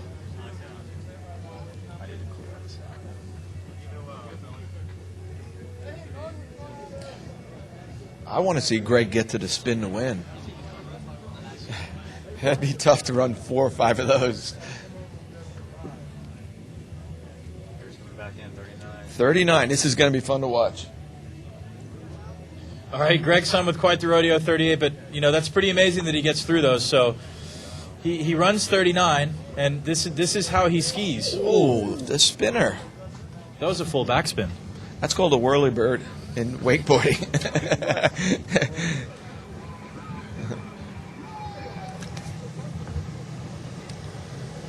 That's the one you want the slow-mo on. Sully, you've done a few of those. Backspins? You've done front spins and backspins. I've done out the front spins, too. They're not that fun. What do we got going on here? All right, so I might be starting from the bottom of this list, but I'm going to read our first email just to tell you how into this sport that our sponsors are. With these tidal boat companies, we've got 3 here, but Mastercraft CEO and President John Dorton has already sent us an email this morning. He's in Vonore, Tennessee right now. He's sitting at his desk. I'm sure he's got 2 phones ringing and emails coming in from different directions and people knocking on his door, but I bet it's locked tight. I've been in his office before, and I know that he's got the blinds pulled and he's watching this event. So John sends us, to build the best boat, we think you have to be active in the sport. I'd like to challenge Bob Alkema of Malibu and Bill Jurgen of Correct Craft to join me in the President's Cup Slalom tourney at next year's shootout. From John Dorton. So already this early in the day, we have a challenge laid out. That's a big call. Awesome. Well, hey, thanks for that, John. We hope to hear from you again. Hello to you. Certainly a personal friend of mine, John Dorton. He's a great ambassador of the sport, and what he's done with his personal company, Mastercraft, and what he continues to do for professional skiing is absolutely wonderful. Thanks, John. All right, Nick Parsons on the water from Salt Lake City. He just flew in yesterday afternoon. Todd and I are talking about the event last night. About 10 after 10, Todd, about 10:15, we get a call from Nick. Hey, my ski's broken. So we need to talk to Nick about whatever airline he flew, but they snapped the tail of his ski off. So this is, unfortunately, that didn't work out for him. This is a really good story of community for Nick. He calls Todd last night, the editor of the magazine, our tournament director, and says, my ski's busted. So Todd says, all right, come down to the house. I'm going to work on it. Todd hangs up. He calls his wife, Tina. Tina, listen, I have a ski for Nick in the garage. Can you leave the garage open? In fact, do you mind if he stays in the spare room? I'm going to organize with Todd's going to organize with his ski sponsor to actually get Nick a ride this morning before the event so Nick can try to get another ski set up. Todd gets organized. In the meantime, Terry Winter knows about it. Terry talks to Chris Rossi. Chris Rossi and Jamie Beauchesne call Nick and say, hey, I have that ski that you were riding last time you were down here. If you want it, I'll bring it for you in the morning. We can set it up just the same. So in a matter of really 5 to 10 minutes in our little community, I mean, these guys are skiing against each other. I mean, it's competition for money that these guys are offering. Nick is having offers from different directions to get equipment put together for him. So, you know, all these guys are buddy. They travel together. They have to ski against each other. But in a time of need, you can really count on, on your peers to get a ski put together for you. But looks like Nick maybe should have taken Todd up on his offer instead of Rossi's because he didn't get too far down the course. But, last night Nick was saying, don't worry about it. I'm not even going to ski. So Todd and I actually have to talk Nick into, hey, man, what do you have to lose? Either you're not going to go out there. What's the worst that can happen? Well, that might have been it. But at least he did get out on the water, and for the community to come together and put together a ski for him is, it's pretty fabulous. Yeah, the toughest part is the mental part of that. I mean, you just don't know what's going to go on out there. So, I mean, the ski could be dialed in, but still, you're just wondering when you stick your arm out, what's this ski going to do? Kiwi, right. The Kiwi. All right, your buddy and mine, Steven Schnitzer, is going to ask us some complex, well, not complex, certainly, but he's got a good question, and maybe we should try to get Andy on the mic to answer some of these if it's specifically at people's style, but, I'm sorry, Schnitz, I'm a little bit late getting on this. We should have answered this while Andy was skiing, but Schnitz's question is, why does Andy Mapple drop his shoulder just prior to edge change? Because he can. Exactly. That's probably the best answer, Schnitz, and you know that because he can get away with it. And what Schnitz means by that is obviously dropping his shoulder. As Andy moves into the wakes, he goes away with his body before he transitions to let his ski cast out. And it's a matter of force and creating space, isn't it, really, Mike? Andy moves his feet better than most people. Most people would get locked up if they do it, but Andy's, over the years, developed a way of jetting his feet. And his feet are jetting when he does that, so he doesn't get locked up. So that's how he gets away with it. All right. Just a reminder on the line links, just to keep people posted because they're not posting it. Okay. All right, Kyle Lead on the water. New Zealand national record holder, many-time New Zealand champion. He's a three-event skier, Mike, so he spends a lot of time on the water. He slaloms, tricks, and jumps, but Kiwi slalom skiing has consistently gotten better over the last few years to where he can show up at one of these events and make the cut and be in that top 12 if he has a good day. Kiwi's been skiing forever. He's a big, strong kid too. Slalom's always hasn't been his strongest event all the time. One event would need a little work for his overall because he's an overall skier, and then he would spend more time with that, whether it was jump or whether it was trick or whatever. But I think over the last 3 or 4 years, I've really noticed, a more efficient Kiwi on the water. Before he was just messed up between all different ways of standing on a ski. I think he's found a ski that he likes, and he also is starting to be able to move in more efficient ways, and that's why he's getting down the line. He's Kiwi's got a few more things on his mind right now than just this tournament. His wife Karen is actually due to have their baby this weekend. I think they start to get really into target zone of when Kiwi could become a father. So. This again, we talk about having the full-time job and having those other things on your mind. Kiwi's got some exciting times coming up, and obviously I'm sure some very nervous times right now. So getting on the water and taking a ski ride is probably a little break from reality for him. So I'm sure this is enjoyable. Ooh.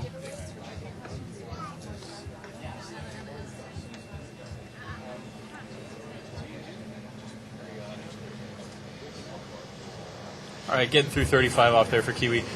Something interesting about Kiwi's wife Karen is she's a personal trainer, and Karen has become the favorite of a lot of the men's slalom skiers, especially on the west side of town. That they all, because Karen is obviously very familiar with the sport. Her husband being a pro, that the guys like the Drew Rosses and the Thomas Moores, that they go and they enjoy working out with Karen. It's a personal relationship, so there's something a little bit more comfortable there. Plus, Karen knows exactly what they need for their off the water training.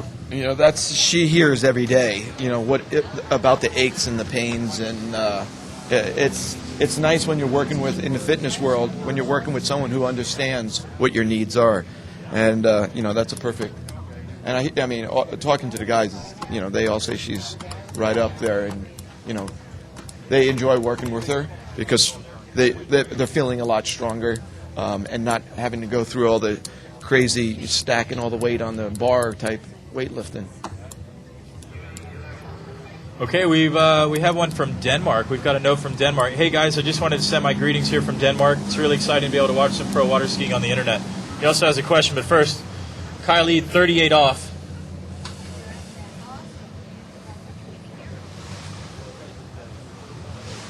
Oh, a little bit deep and a little bit broken. His 2-4 is looking a little bit like that. At 35, his 2-ball, it looked like he was a little nervous on it. Wasn't sure what was going on. He's getting pulled inside.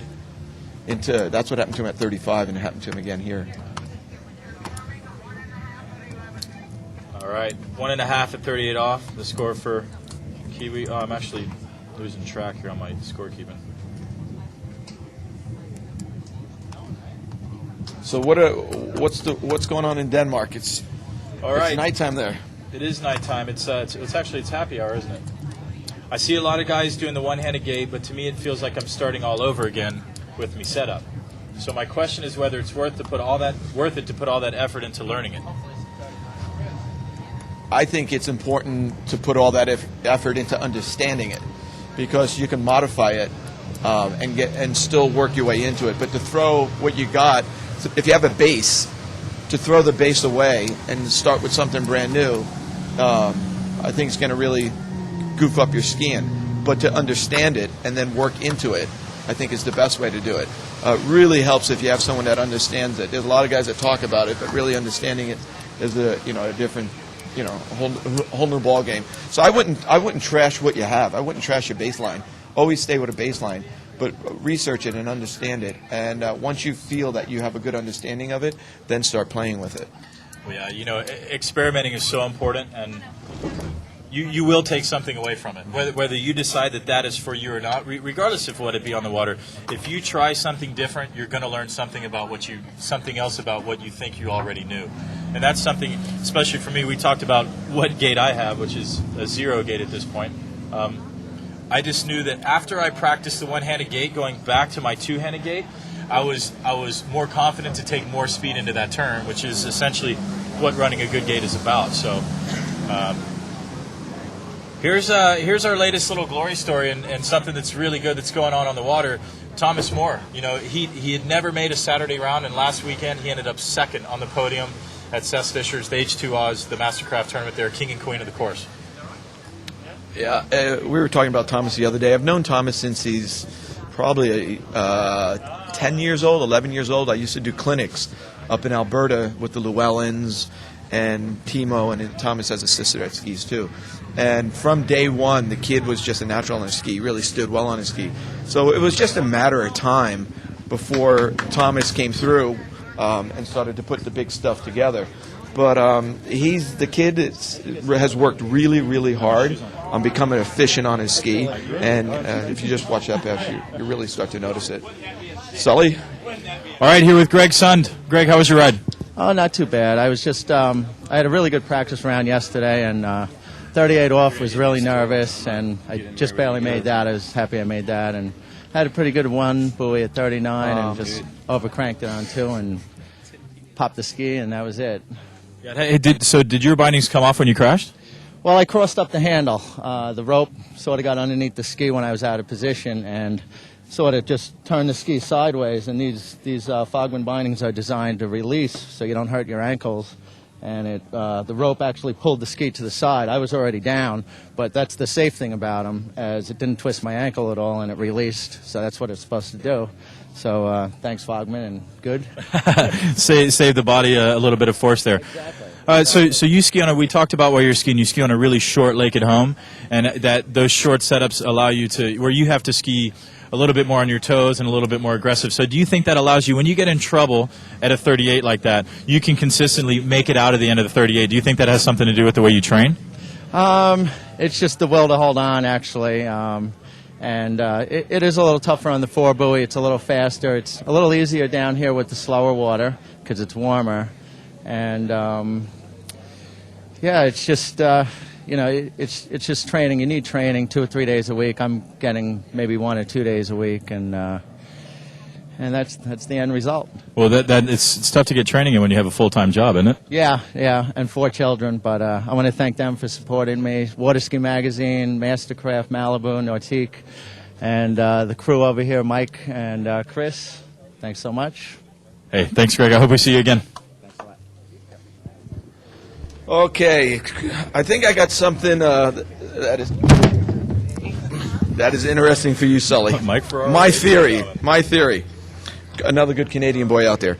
So Timo's going to school at UCF, and Timo grew up playing hockey, and he decided to play on the UCF team. He plays at a high level in Ontario, we put a hockey team together of water skiers and wakeboarders, and Timo plays on our team, and he also plays on the UCF team. Another guy named Chad Sharp, a wakeboarder, played with us all year. We were playing quite a bit. Drew Ross plays with us too. But Timo comes out on fire, and Chad Sharp comes out on fire. And in talking to the boys in the locker room, they felt that the skating and the intense play of hockey has really helped them and their fitness coming into wakeboarding and also into the water skiing. So it's pretty interesting to see that the boys, these guys aren't in the gym pounding the weights. They're out on the ice, working cardio and stuff like that. Well, I know that Timo's been playing hockey, but whatever he's doing, his skiing is absolutely phenomenal. That 38 that he just ran is virtually flawless. And Timo had a really good time playing hockey. I mean, he's a professional athlete. He trains all the time skiing.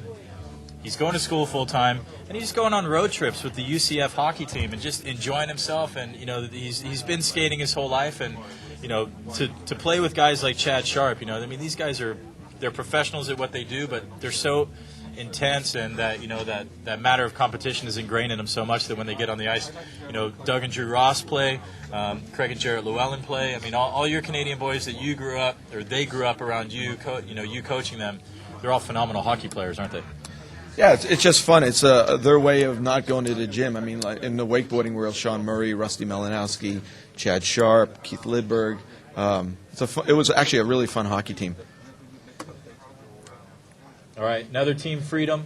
Riding MPD, and Thomas Moore is down much earlier than I would have guessed him to go.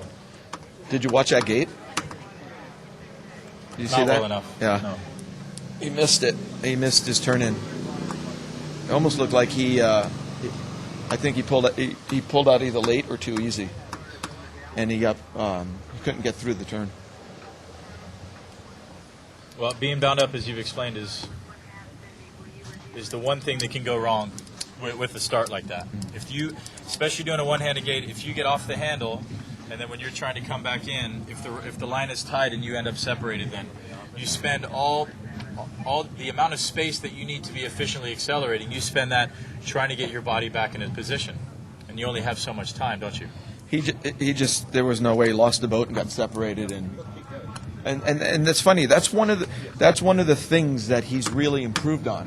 One of his coaches is Matt Reaney, and Matt was always saying that if Timo could just fight, if he could find a position that he's comfortable in, so that when he does get in trouble, he could fight, he's going to take his skiing to the next level. Well, Timo found that this year. The problem is he was so separated he couldn't fight there.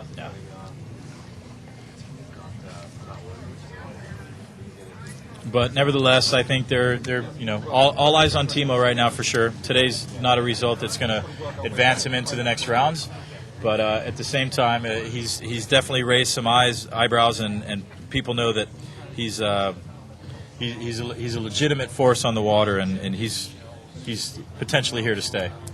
The young guns are here.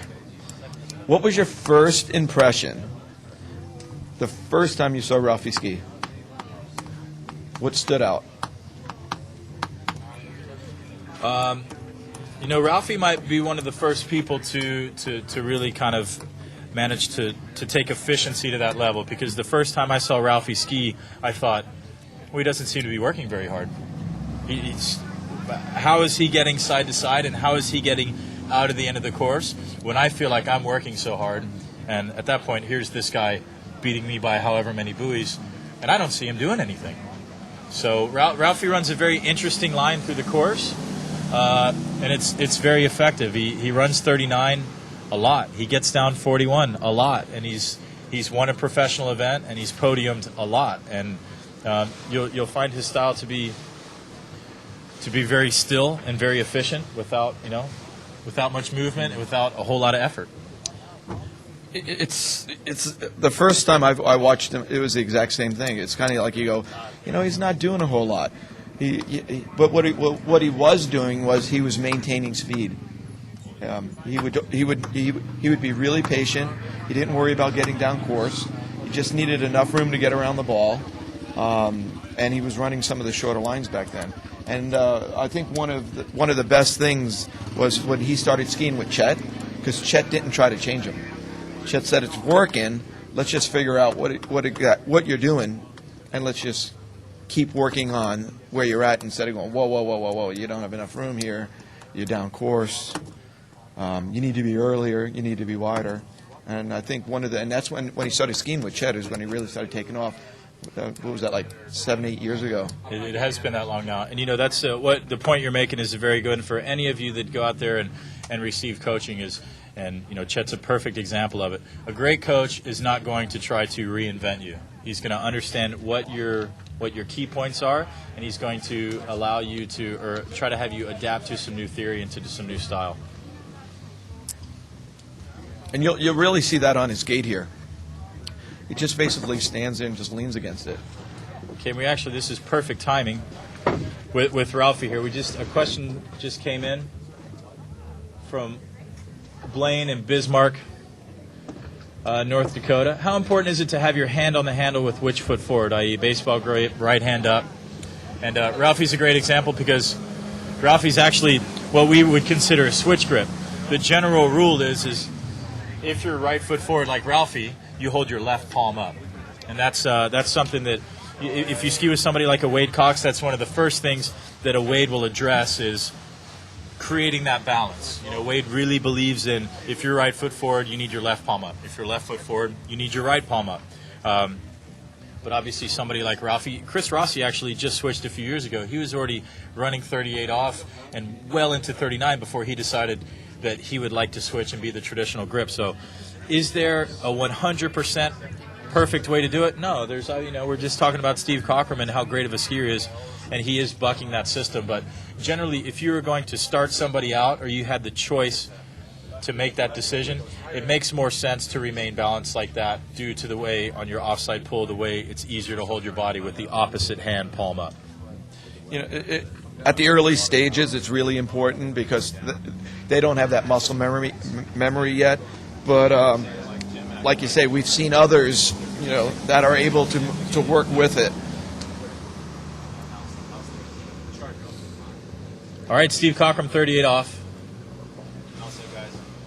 Steve always on the world standings list, which is our amateur ranking list. Steve consistently has scores of 2 and 3 at 41 off. So that's a pretty. Oh, and he loses the handle. I thought that he'd have gotten out of the end of that. So now here's an interesting thing when you're skiing how Ralphie's skiing.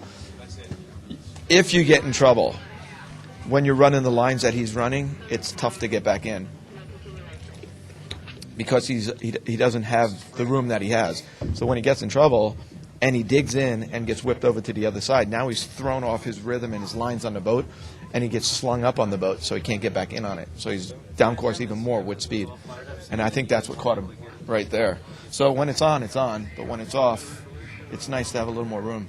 Okay, another question, and this is from Rob in Wisconsin, in Economawalk. Economawalk, that's where we were, right? Me? Yeah, you were there. Don't act like you weren't there. Economawalk. That was Matt Reaney. It was Matt Reaney. It's Matt Reaney's fault. Whatever happened, it was Matt's fault.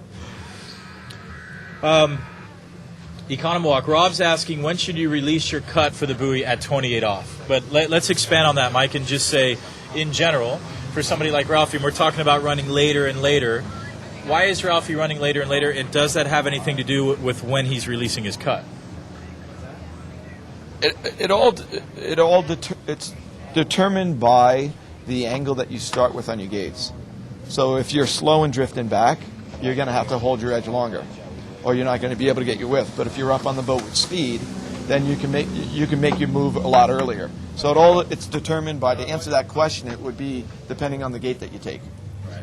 If you're shallow and slow, you have to hold it longer. So in general, how would we answer Rob's? Have you indirectly answered his question, or is there a place where you should say, I need to stop pulling here every time, or what you're saying is, depending on your speed and depending on your angle, release should naturally be occurring by the time you get to 28 off, certainly. Right, and here's a perfect example when you go from Ralphie to Terry. So you'll see a totally different. These guys want changing their edge coming into the wake, and Ralphie's holding his line all the way out to almost to the ball. Yeah. So it's determined by the line that the line you take on your gate and the speed that you have. Jason Paredes, JP Skis. What's up, my friend? Everybody here misses you. We'd love to say hello. JP just asked if I was coming over to Europe. And JP, I'm sorry, the answer is no, but congratulations, brother. Jason Paredes will be having a baby here shortly, I think, in another couple of months. And we miss him. JP's always one of those guys you want to have around.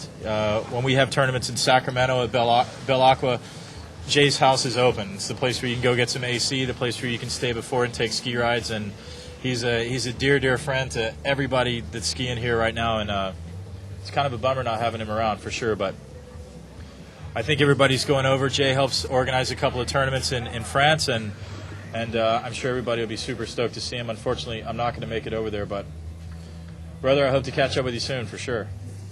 He's got his he's got his station wagon for sale on Wake World. I saw it the other day. Does he? Yeah, somebody put it up under discussion, and the boys were having fun with a few rude comments about his car for sale. Do we have anything to give away? All right, Matt Hickman, today's the current editor of Wakeboarding Magazine. He's given us a little bit of history, or a little bit of trivia here. I'm not sure what we're giving away right now. We'll find something to give away, but does anyone know the name of Waterski Magazine editor Todd Risticelli? Does anyone know the name of his band? Now, I think most Todd Risticelli's band.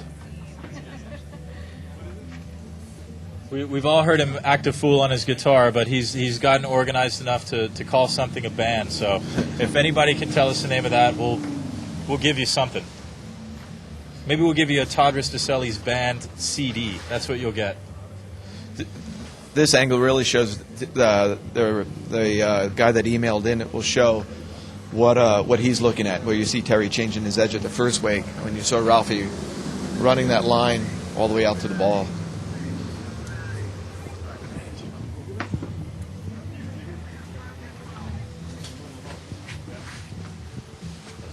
If we get that overhead shot again, you'll really see that. You'll see the feet moving through the wakes. Sully, you got a good Canadian boy over there. All right, I'm here with Thomas Moore. Timo, absolutely phenomenal skiing through 38 off. What happened at 39? I don't know. I just didn't have the best start. Came a little narrow and fell off. But, yeah, it felt great until there. So you look stronger this year. You look better on the water. What do you think the difference was this winter that's kind of taking you to that next level? You're making finals. You're on the podium. Your skiing certainly has improved. What's made the difference? I don't know. I played a lot of hockey in the off season, so that was good. I got a good break from skiing and pretty good conditioning, so I felt a lot stronger when I started the season. But other than that, like, I feel really good about my equipment. I don't know. I think the scores I've been able to get the scores for a while. I just needed to put together, in tournaments and stuff. So it's finally starting to click, and I'm pretty pumped about it. No, it's really good. Your performance last weekend in Trophy is everybody's talking about it this week, and you look absolutely phenomenal on the water. So we're expecting to see more of that. Yeah, cool. Thanks very much. Right on, Thomas Moore.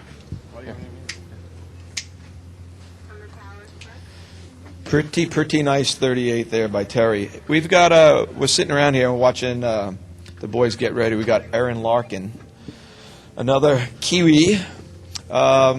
Scores 5 at 39 is in the lead. Perfect conditions. What are you thinking? Well, I mean, things look awesome out there. Conditions are perfect. The boys are looking nice and low, so like we always like them. Trent killing it. On his radar there. Trent Finlayson with 5 at 39, and Terry. Well, I mean, he always looks good at 38, doesn't he? He looks so symmetrical, and for a short man, he does a hell of a good job. That's for sure. I mean, he's the defending champion. Let's not forget of this tournament last year. Scores-wise, well, I mean, you look down the list, and of course you got the Beauchenes, the Ashes, the Parishes, the De Gasperys, and the Rossies, and I mean the list goes on, doesn't it? I mean, it's going to be. You're going to have to get past at least 3 at 41, I'd say, if you're going to take this out. I mean, much like last year, but I mean, you get one round this year, so everybody's fresh, everybody's strong, and ready to go. Here comes Terry back at 39. All right, Terry. Terry's the smallest guy out here, and the most soft-spoken, certainly. His nickname to his buddies is T Whisper. But when this guy's on the water, he skis with an intensity that his intensity is something that's at a totally different level because of his size and because of the way he's efficient. He's extremely strong and extremely balanced, and that was 4, wasn't it? Yep. All right, so 4 puts him right behind Trent, and now all of a sudden Terry's the last one outside of the cut. So now as we get to Marcus Brown, all of a sudden we're getting into this top 12. We'll start to know who's in and who's out, but obviously with the seeded event, it's still tough to call. But I would say Terry's 4 there is going to be pretty solid. Again, as Aaron said, defending champion. Terry had a phenomenal weekend last year, and he's skiing with confidence. He's skiing very calm and controlled, and things are going his way. So I think it'll be a good weekend for him. Aaron, have a good ride, mate. Thanks, We'll be looking for you afterwards. I'll talk to you in a bit. Marcus Brown, MB. Watched a video of Marcus yesterday, and Marcus is on. He's in the zone. It's really interesting. It's fun to sit down with these guys and just take a look at a video and see the things that they see. We were playing around with a video analysis system where we could put 4 different clips of him skiing, and you synchronize them and you watch all the different movements. And we were watching 35, 38, 39, 41. And just looking at stuff that was similar and stuff that wasn't, and some of the stuff that he was picking out of it was pretty interesting. And it's something that I don't like to do it before somebody skis, but he wanted to do it and he wanted to take a look at it, so it was interesting.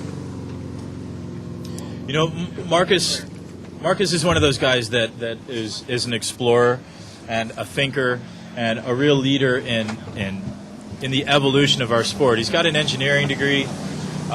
He's personally attacking the sport from a lot of different directions. He put on his own professional event last year at Boardstock and is just doing everything he can to advance the sport with his own two hands. And with his style and what he's done to create a movement out of California, with he and Terry working together on that has been absolutely phenomenal for skiing and created a lot of buzz, as well as he put together an event last year that blew everybody's mind. Like, nobody thought that what happened would have been so much fun and could have been such a good time and so great for the sport at a wakeboard festival in California, But Marcus is an absolute great ambassador for the sport, and he's a great guy to hang out with. He will talk to you.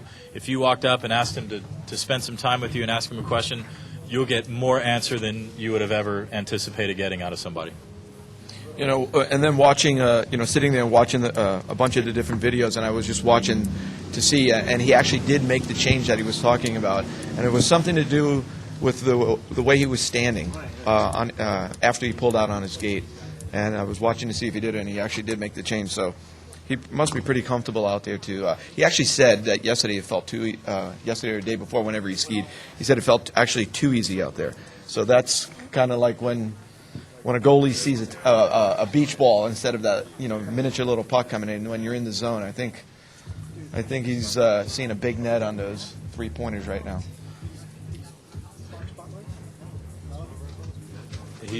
Marcus has got one of the oldest, as far as time on the water, one-handed gates in the business for sure. We're going to see probably over 50% of the field use it, but Marcus was one of the ones that was first willing to say that no, this is the way it should be done. And then now we see a lot of people that are adapting that and understanding it, but somebody had to do it first, and Marcus was one of those guys. He's sporting the dreads these days. He's got his own look going on as well, so good for Marcus on that. Yeah, I was thinking last year we were hanging it on Rossi because he had the Rasta man look, and now we got Marcus. Who's your prediction for next year? With the dreads? Oh, yeah. You. Hey, I think gray dreads, man. I think you look good. Everything's cool, man. Oh, Irie. All right, we've got a shout-out from Bennett's. Shout-out to Ian and Trent and Willie from the Bennett's crew. I'm sure Bennett's is pinned to it as well. Jay and Ann, my second mother and father, raised me. They were my guardians in high school, and they've got some big events coming up this fall, too. Of course, their daughter, Danielle, already a professional champion. I think she has a birthday this month, actually.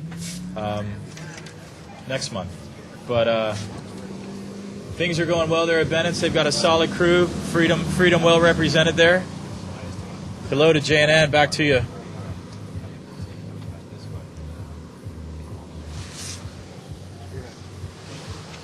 He's on it, huh? Mike, now we're just starting to get into this group of people that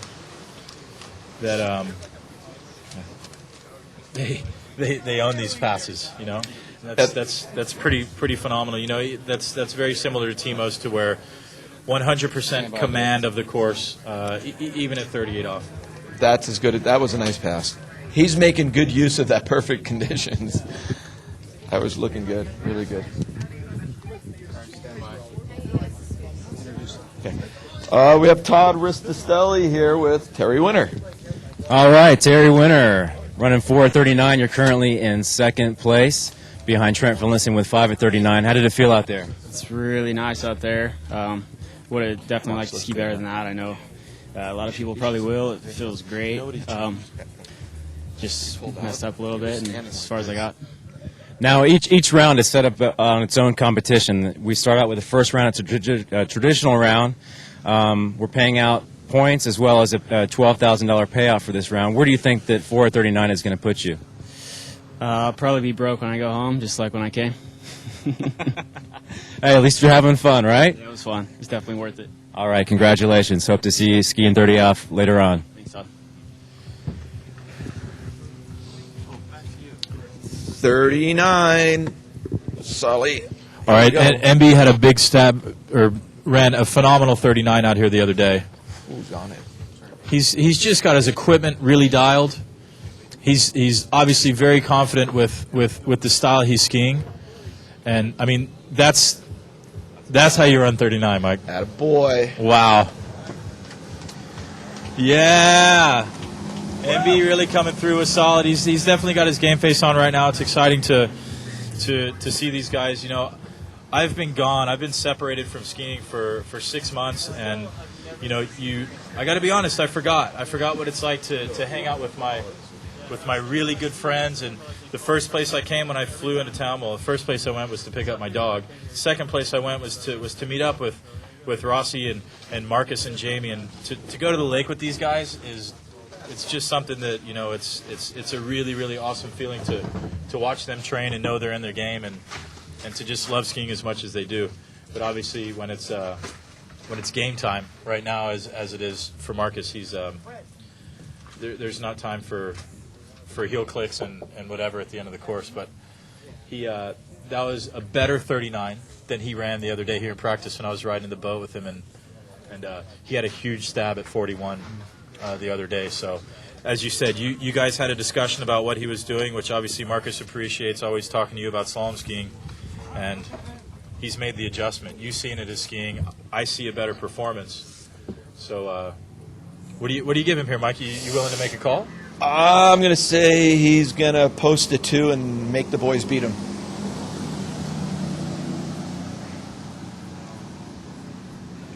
All right, Marcus Brown, 41 off. Oh, how does he hang on to that? All right, 2.5. That I'm sorry, 1.5. Stretched his back.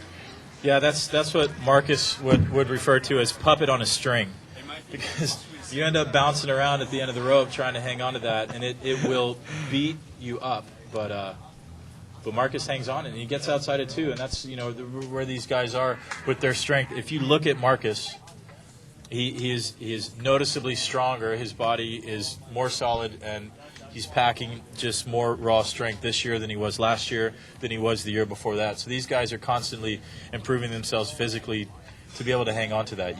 You have to be able to do that if you're even going to consider trying to get down the course at 41.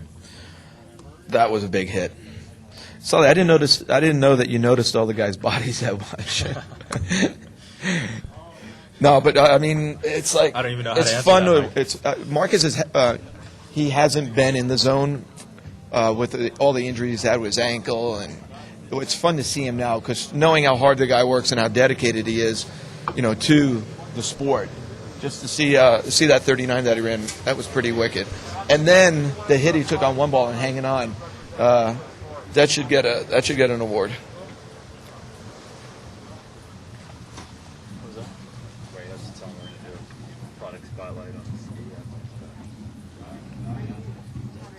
Glenn Campbell, speaking of guys that can hang on to hits.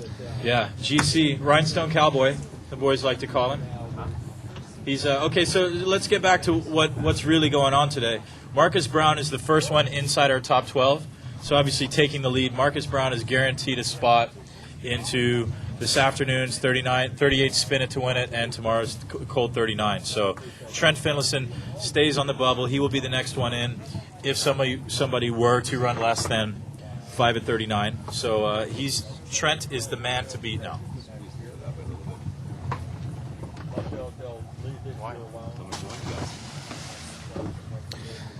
Glenn Campbell's a new uncle. Did you know that? He is a new uncle. And a big shout. I hope Danny Budd and the boys are watching there in England from the Liquid Leisure. They have a phenomenal night jump tournament in the fall or at the end of the summer every year. And Danny Budd's a personal friend of mine. Again, a member of that Bennett's crew from years back there in Louisiana. And DJB, I hope you're doing well. I owe you a phone call, so maybe I'll try to get on that soon, mate. I'm sure that Ian and Sue are watching. They're probably having a couple of pints, enjoying the show. It is. See, that's the beauty of being in Europe right now, is this is a little afternoon event. So if they can get the internet up in the pub, it'd be quite a good time. The pub at Tallington. Like really close. You have to talk right into it to get any sort of.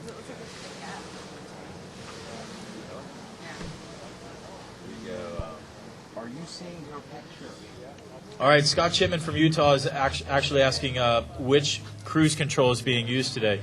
And Scott, that was up to the manufacturers to decide which ones they wanted to use.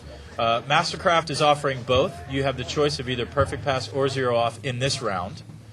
And the Correct Craft has strictly come with Zero Off, and Malibu is here with Perfect Pass. So depending on what your sponsor decided or what boat you end up with, you potentially have a choice with Mastercraft or your guaranteed Zero Off with Correct Craft committing to that system, and Malibu who runs Perfect Pass. So thanks for asking the question. Very good question. Something else, Mike, that's starting to grow in our sport and eliminate the variables that we've talked about several times is, cruise controls. Perfect Pass has been a loyal supporter of our sport and really helped us advance the consistency of performance. And now with Zero Off, a GPS-based system that's running off of satellites, space technology, monkeys in space, things like that, have allowed us to come up with another system where the speed of the boat is controlled in a varying manner, and it's in its very early stages, but we have had 2 successful tournaments with it. Last year, the Diablo Shores Pro-Am in California at Greg Vidal's place, as well as Seth Stischer's tournament last weekend, both pulling Zero Off, and the skiers getting adjusted to a new system. It's fun to watch how technology is changing, but it's fun to watch how the skiers have to change because technology is changing the sport. Glenn's looking pretty comfortable out there at 35 off. Speaking of Perfect Pass, Glenn's dad Ian is one of the top boat drivers in the world, and this guy is the wizard of Perfect Pass. He was showing me some stuff on Perfect Pass, behind the scenes stuff that's in the menus that's unbelievable. That makes it a nice smoother pull for the skier than a factory type setting. It's really interesting on how advanced technology or the technical end of these cruise control systems, or especially the Zero Off with the GPS. Well, Glenn's certainly familiar with this boat. He's been a Team Mastercraft member for years and years, and I know it's his father Ian's. It's his favorite boat to drive, and Glenn's one of those guys that he's one of the older guys now, and he's been around for a lot of R&D through even developing this ProStar 197, and now he's stepped into the water ski side of design, and the ski that he's riding, this O'Brien, the 6MSS, this is he and Drew Ross. It's their creation and their baby, and so Glenn is in a scenario now where with his boat and with his ski, you're 2 major pieces of equipment that he's responsible for the outcomes of those. So not only is his performance on the water speak for itself, but I mean the equipment that he's creating, he's an engineer for our sport, Mike. Okay. Ready to go? Grab that box here. That, I tell you what, that angle from the crane is something to see. When the skier comes underneath the crane, it's a beautiful shot. But again, Glenn Campbell, Team Mastercraft, Team O'Brien.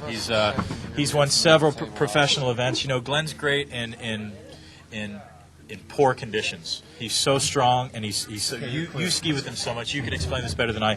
But how does he manage to remain like a cat and stay on his feet like he does in some of these conditions? He's been skiing for so many years. Earthquake.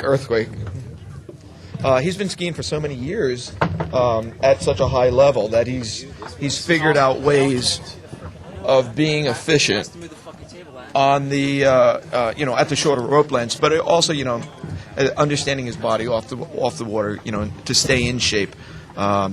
It's when you talked about that angle, watching that angle, I was watching as he crosses under, and this was, for that viewer that was asking about, when should I change my edge?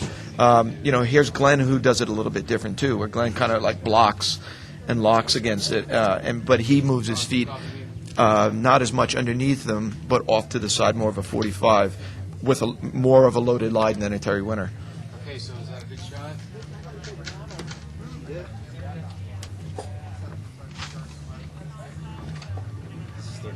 Yeah. Come on, Glenn. Come on. Come on. Oh, yeah. 39. 39. Good effort. And knowing that cut was going to be at least at that 4 ball, got himself over to 5, but that was fun to watch. So he kind of looked like you, 5 to 6 there. I tell you, I'm pretty good at getting separated like that. Glenn's a big, strong boy, and he's what we need to probably should talk about a little bit is boot setups too. That Glenn's a kicker kind of guy, as a lot of the British guys are, as we saw Andy, and then we go all the way through to like a Marcus who has a hard shell on the front and a rubber on the back to 2 hard shells. So it's interesting the amount of variations we have in boots.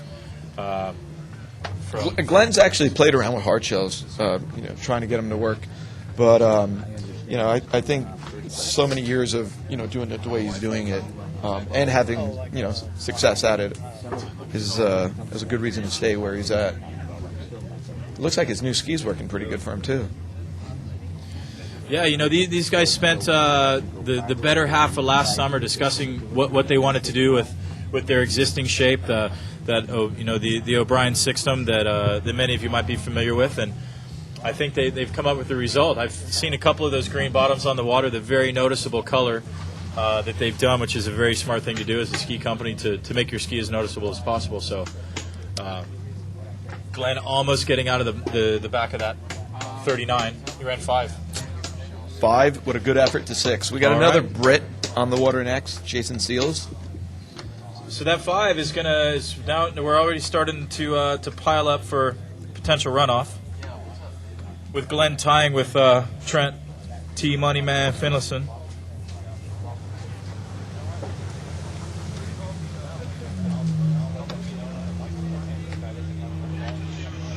Congratulations to Mark B. pressing through to the spin it to win it in the cold 39. I'm going to take the... Hey. All right, Jason Seals, another one who's kind of come on in the last few years as far as being what you would consider a slalom skier. Another really small guy out here. What most people would know Jason for is his jumping, consistently jumping well over 200 feet into the 220s. But now all of a sudden, Todd, he's making cuts in slalom and he's running 39. He's getting scores at 41. He's up on the world standings list and he's making money as a slalom skier. And we've just considered him a jumper all these years. Yeah, he's definitely making his presence known in the slalom world.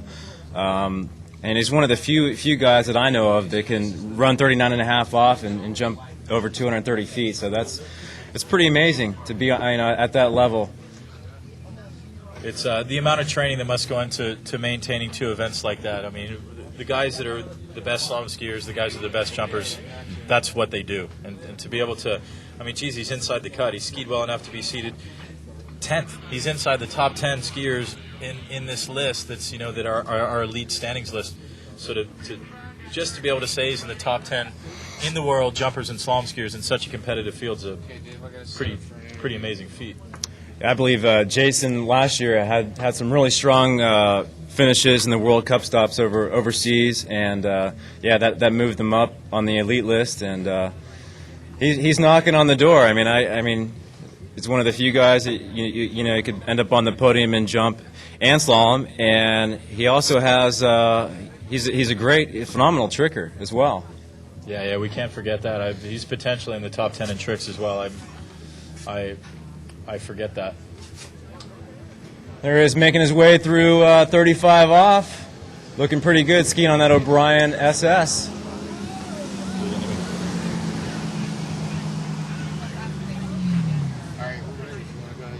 Be shortening the line to 38 off here. You probably should have run that, shouldn't you? Yeah, you know it. I don't know, I got a really good start. I was really happy with the start. I mean, my 38 wasn't great, but it feels so nice out there. Boat felt great, driver felt great, and I don't know, I guess live to fight another day, but I really should have pulled that one off. Right, so really this is an interesting deal because normally in this first round you're trying to make the cut. So right now you'd be saying, all right, I'm probably good for the cut, but I know I need to run 39 next time. But now it's a little bit different because now what you're skiing for is some separate competition. So you're going to sit on that 5 knowing that, well, you need a lot of people for you to get into those higher ranks to run less than 5, right? Yeah, it's an interesting one. I mean, to arrive at a site and just know you got to go out there gun-ho straight away is an interesting format. I kind of like it. You know, there's no time to settle down, and I guess some of the older generation might be happier out there than some of the younger ones, but I guess we'll see. Hey, tell me a little bit about your ski. We discussed as you're skiing that you've been a major influence on the design of the new SS. Tell me a little bit about it. Well, both myself and Drew have taken the deal with O'Brien to work on them.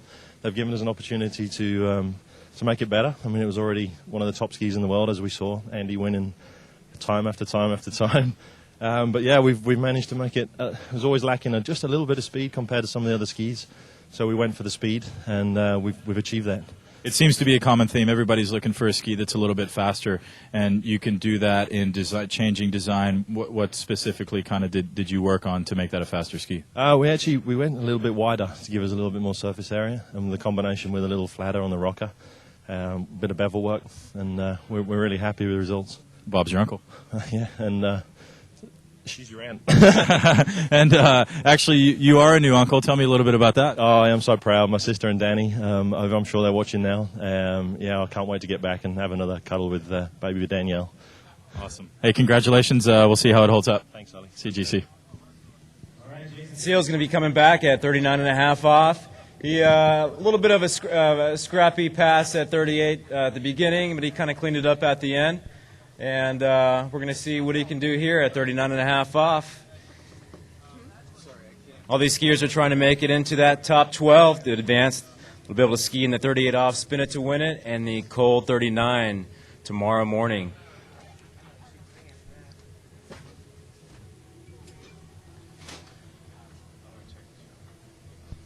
All right, here he is, 39.5 off.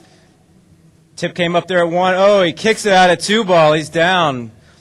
Looks like unofficially a score of 1.5 at 39.5 off. And we'll see, that will put him in the mix with the rest of the gang here. All right, so Jason falling early. Let's both. Glenn is now in and Trent is in. So those 2 5s get pushed into the top 12. So congratulations to Glenn and Trent. You guys are clear of runoff. So now that puts us down to, I guess the next score is a 4, right? So that puts Terry Winter on the bubble for the next spot in. That 4 at 39 is the score to beat to advance to the spin it to win at 38 and the cold 39 in the morning. But really, I just discussed with Glenn on an interview that, you know, this is a different format. Normally when you come to a site like this and you're going to take your first ride, you're skiing to make the cut.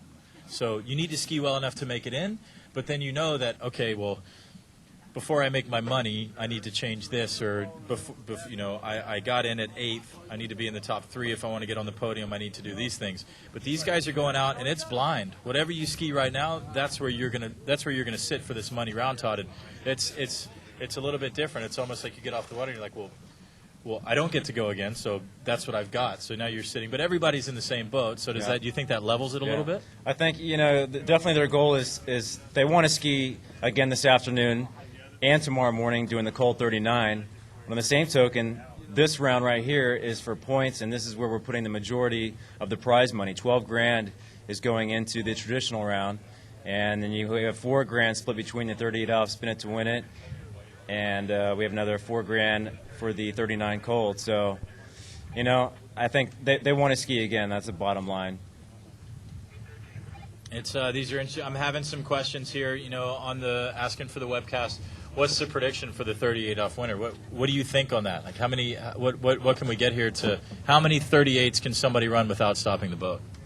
Well, we've been asking that to a lot of the guys here the last few days, and I've heard numbers as high as 10. Personally, I don't think it'll be that high. I'm thinking 4, 5, or 6 passes at 38 off will win the event. So it's going to be a challenge. I tell you what, the guy that you know has the endurance, has the mental strength is gonna really win that event.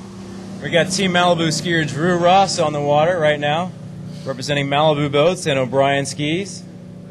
First pass, 32 off. Yeah, Drewbies, you know, we just talked about Glenn. These guys are so close in the list, inside the top 10. Drew and Glenn Campbell working very closely together on that 6M SS. Glenn choosing Mastercraft, Drew choosing Malibu. They train together a lot, and it's really exciting when guys create a relationship together to where they can train together, and these guys battle it out every weekend. They're both right there running 39, and to be able to have that relationship where you can have confidence in somebody and confide in them and share your theoretical viewpoint or whatever it is you're trying to learn is great for your own skiing, is obviously as well as your ski partners. Yeah. But when they get on the water, man, they want to take the other man out, huh? Oh, of course. No matter every man no for matter himself. no matter how much time they spent working on those skis. I know it was O'Brien skis working on the design of the new one. I think in the off season they spent a few days on the ski slopes, did some snow skiing. But come tournament time, you want to take that guy out. Yeah, you do. But I think it's also friendly. When I would go to a tournament, I traveled with Wade Cox for a lot of years, and well, obviously his experience was a huge help to me. But just having somebody in your corner that can say, dude, did you see the rollers down there on the pullout, or do you, the wind's coming out of that corner, but it's changing direction when it gets to the shoreline, or whatever that may be, and to be able to discuss those things, or have somebody go out on the water before you and come in and give you an honest opinion of things that you can't see, or the driver has to enter the course a little bit crooked, or whatever it may be, to give you that advantage. And if you have true training partners, then that's how it works. Regardless of the score at the end of the day, the guys that travel together and believe in each other as skiers, yeah, of course you want to win. That's how we choose to make a living. But at the same time, it helps to have a team. Drew's making this 35 off look pretty special. Nice and clean, tight line throughout the whole pass. Looks like he's skiing pretty relaxed. Okay, help me with this one. Johnny Utah sent me a question from Portland, Oregon. Why did the skiers start edging out towards the right-hand buoy? Everybody looks the same. I'm not sure exactly, Johnny Utah, what you're asking about edging towards the right-hand buoy. I think Johnny Utah might be someone else. Johnny Utah. Name sounds familiar though. So they will be shortening the rope to 38 off. Drew will be coming back. It's a crucial pass. He has to run 38 off to have a stab at 39. Take a shot of our leaderboard. Trent Finlayson's kind of the big story of the day, running 5 at 39.5 off. And then you got Terry Winter right behind him with 4. So now I was kind of off on my scoring right here. You know what? I forgot about MB. Marcus Brown running 1.5 at 41. That's old hat for MB. I'd be a little disappointed if he ran any less than that. I got to be honest, especially the way he's been skiing lately.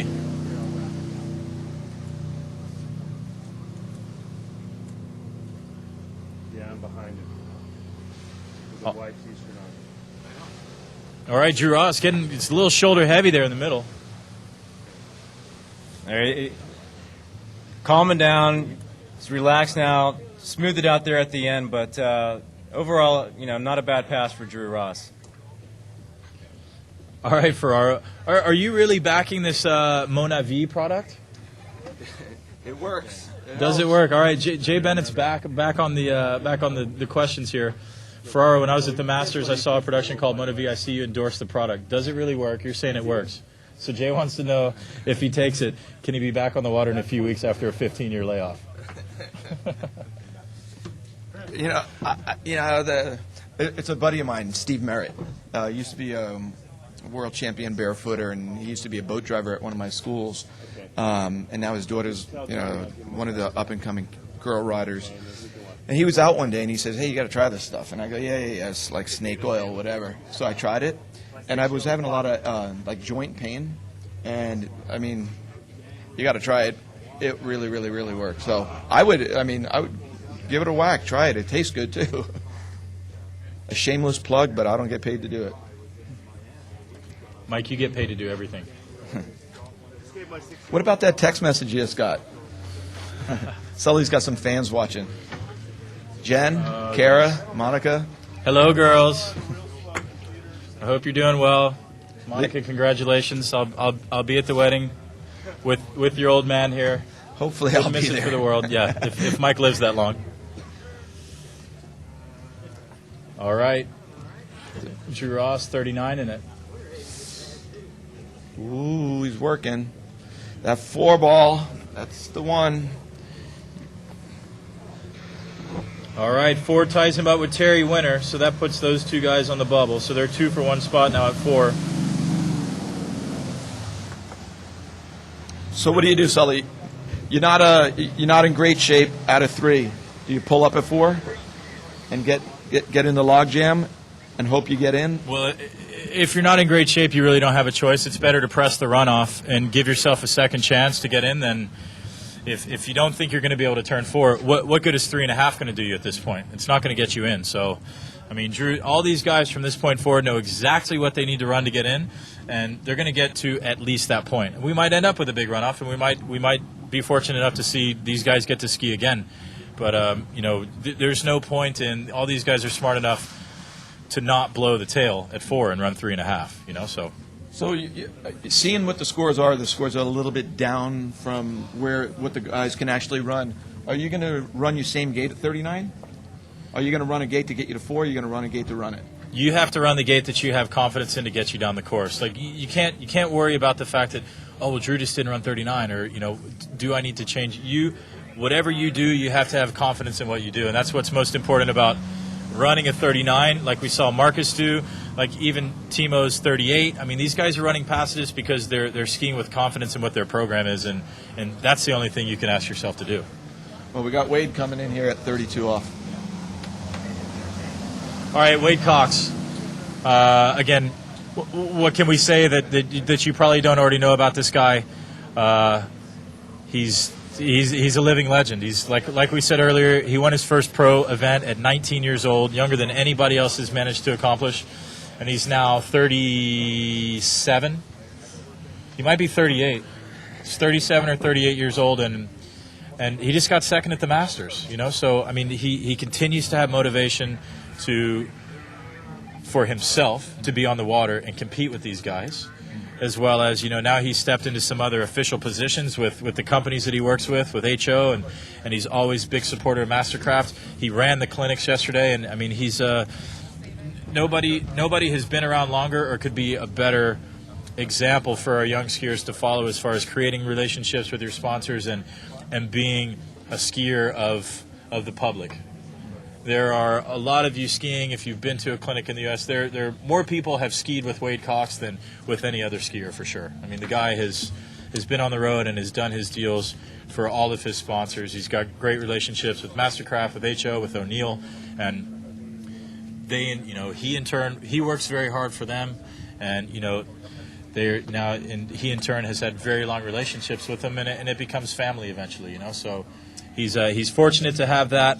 And is very smart to create that from a young age. And, he grew up with mentors like Carl Roberge, as we talked about earlier. So, it begins to become a lineage. And from Wade, he passed it down.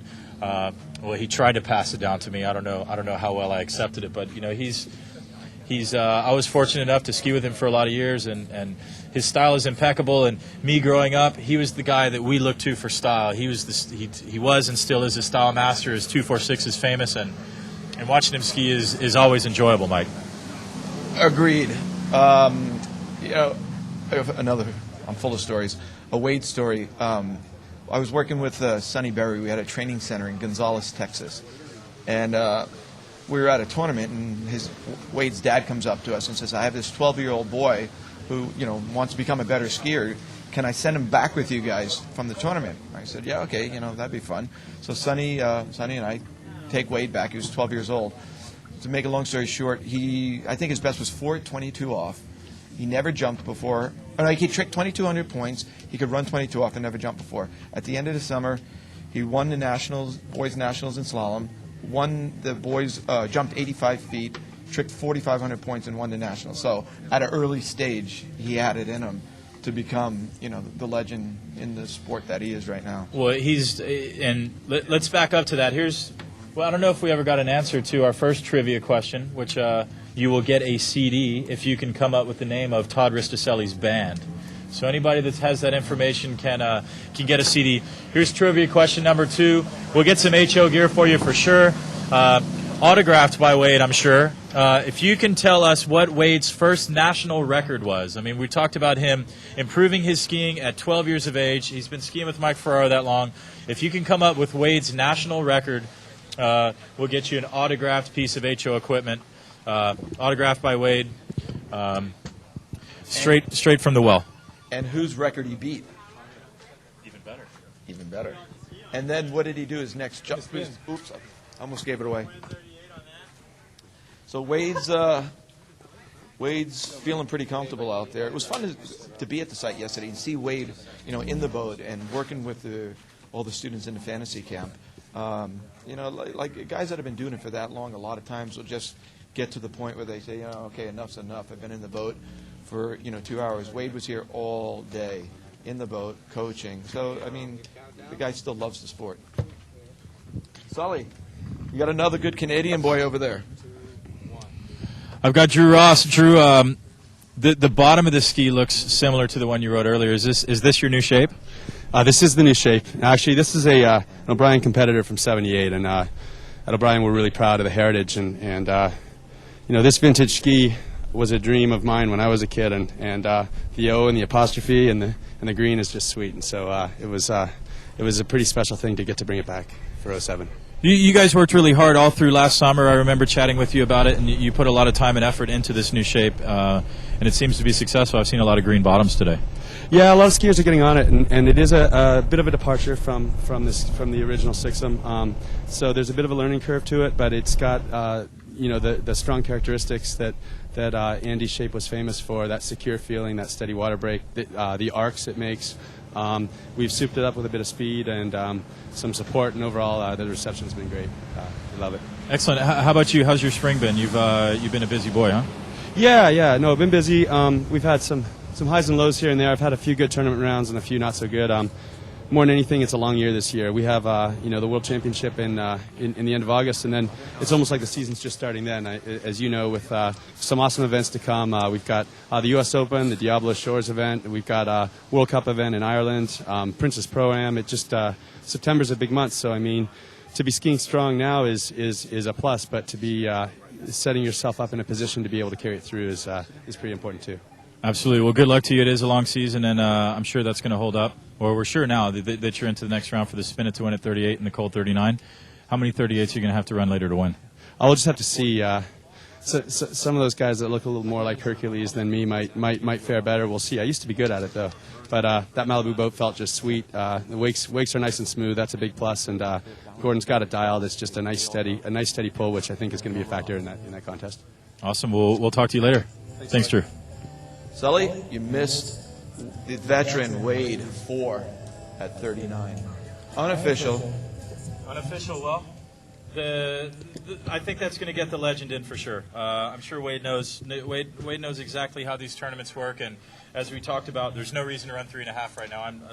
I was speaking with Drew, but Wade's going to get in with that 4, and as we talked. I'm really interested to see Wade in the spin it to win it later. He's been doing it for years, spinning the boat. I remember as a boy when I was still at Bennett's in Louisiana, hearing stories through somebody. We'll actually ask another trivia question here in a minute, but hearing stories that Wade was here in Central Florida at his lake on Horseshoe Lake in Chuliota, spinning the boat and running like stupid numbers of passes in the 20s, 20 passes in a row at 35 off. Without stopping the boat. So, and granted, this is a few years ago. We're not Wade's as we talked about. He's got a few more years on him, but obviously he's still skiing with these boys, and you can never bet against Wade when he's got to when it's just an all-out brute force contest. It's we were talking at breakfast this morning about who's your pick on the spin. Probably Wade's got more. Has done it more than anybody. But I know Andy's the first one I've ever seen do it back in the Liz Allen days when he was working as a driver down there. So it's going to be fun to watch. And like you say, dealing with these guys that are riding a more efficient ski. Are these guys going to be able to pull it out? We got Aaron Larkin coming in at 32 off. Ideal condition, Sully. All right, Aaron Larkin. skiing quite a bit with Andy Mapple. Aaron skiing behind the Ski Nautique by Correct Craft. I'd like to take this opportunity to thank all three of our title boat sponsors, Malibu Boats, Mastercraft, and Nautiques, for putting this event together, along with Water Ski Magazine, who have taken the time to, for 2 years in a row, allow us to gather here in Central Florida, where we traditionally always have a tournament, and let us bring it to you live on the web, which is it's fun for me, and I know the responses that we're getting through my phone, through texting, and through the emails that people are sending in, that we have an audience out there, and there are a lot of people really enjoying this. So it's fun. It's really fun. What's really cool is to see all these guys, all the text messages that come in from Europe. It's a well watched event around the world. We also would like to thank Swiss Ski School. If you guys get a chance to Google Earth this place is pretty awesome. If you're into golf, water skiing, and you just can't ask for anything better. We've got Connolly, we've got Good, we've got H.O., we've got O'Brien, and then we got HeadZone, really cool thing for the coaches to talk to the skiers. It's a wireless communication product that works really, really well. Big one ball there. All right, Aaron, big, powerful skier, carrying a lot of weight. His upper body is just like he's a big barrel-chested guy, and he skis with a lot of force. He can hold on to a lot. He can ride through a lot, and quite frankly, he's running 39 a lot. Yeah, actually, I had a chance to go out and ski with Jason and with Aaron a couple of weeks ago, and Aaron was in that transition of, should I run a one-handed gait, should I run a two-handed gait? And towards the end, he was, to the point where he was saying, I've had a good season. I'm becoming competitive now. He's running more 39s than he was running before, but he did like the room that he had running a one-handed gait. So he was tossing it around, and he wasn't sure which one he felt he should stay with or go with. And when it was close, it was too close to events coming up for him to, really make the big changes. But the guy's, like you say, he's in the endless summer. So I think you're going to see Aaron with a lot more room at two ball at 41 than he had before once he does make the commitment. All right, endless summer, Aaron Larkin managing to he also switched skis this winter, riding the Radar MPD.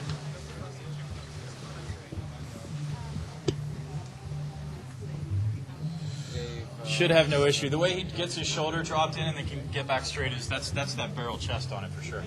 You need some wind, man. It's all right, man. This is so sticky out there. Aaron looking pretty comfortable out there, nice and patient towards the end. You'll see a big start here at 39. If he can maintain, if he can ride it out to two ball, you're going to see him get pretty far down. The issues that he has is he gets slingshotted over. We got Sully here with Wade. Coxie, fours, looking like you're going to be right there on the bubble, but it's going to get you into these next rounds, yeah? Yeah, I really want to run that. I really want to give Marcus a go, and I know a few of these boys are going to have a huge go, and I'm a little disappointed, but yeah, I'm looking forward to the festivities. Right on. Hey, H.O. Monza, you've been riding it for several years now. Rumors you guys might be working on a new shape. You're leading this R&D charge. You're now the team manager. A lot more responsibility on your shoulders, but they're also fun projects, right? Well, I think you know me well enough to know that, I'm always testing. Even when a ski's brand new, you figure out, hey, is the layup right on or not? Once you get the layup right, then you move, you get the binding and the fin set up. You may change the fin width, all this crazy stuff, and then you think you're sick of it, so you're ready to start working on something new. And, you think you already got all the odds and ends figured out. So, I'm fortunate to be in the position where, when I talk about stuff, people listen because they know I've been doing this with Carl and Bob and Andy for 25 years now. Well, we talked about that while you're skiing, just that lineage of where Carl came from and taking you under his wing and you being able to have his guidance, and then you taking guys like me under your wing and teaching us what you know and passing that on. How important is that for where our sport is headed? Well, that's what I was taught. You said that, and And for me, I don't know. It's just in my system, in my soul, whatever. But I was fortunate enough to have really Brett Thurley and Carl Roberge. Carl taught me the ski side and to be tough, and Brett was the one telling me, "Hey man, you're good," And I was like, "Wow," I'm listening to him. He's saying I'm really good, and then they taught me the financial side, the business side of it, and I just feel it's my responsibility to pass it on. Well, we have the table trivia question right now is what your first national record was, and I promised whoever wins a piece of autographed HO gear. I hope you don't mind. Yeah, right on. Thanks, guys. All right. See you soon, Wade. Okay, Aaron ran into a little trouble there at one ball. Got in a little bit too deep.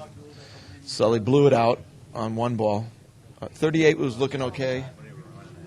We got Rossi. We got Chris Rossi up next. Fun guy to watch. Real efficient. Totally different than watching Aaron ski.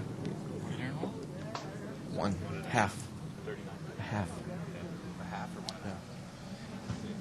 If the viewers watching that was talking about holding edges and how long and when I should release, watch Rossi where he changes his edge. You'll see it right around the first wake. All right, Chris Rossi, also somebody who's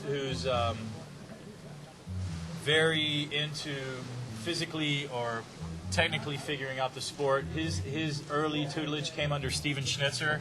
Schnitz has been asking the questions this morning, and if you're ever on the website, schnitzskis.com is a great source of information. Schnitzer always kind of pushing the limits and coming up with new products for us. So Rossi learned a lot technically about fins and about ski setup and about understanding how bindings work and how all that relates to your overall performance very early on while we're all still skiing at UCF together.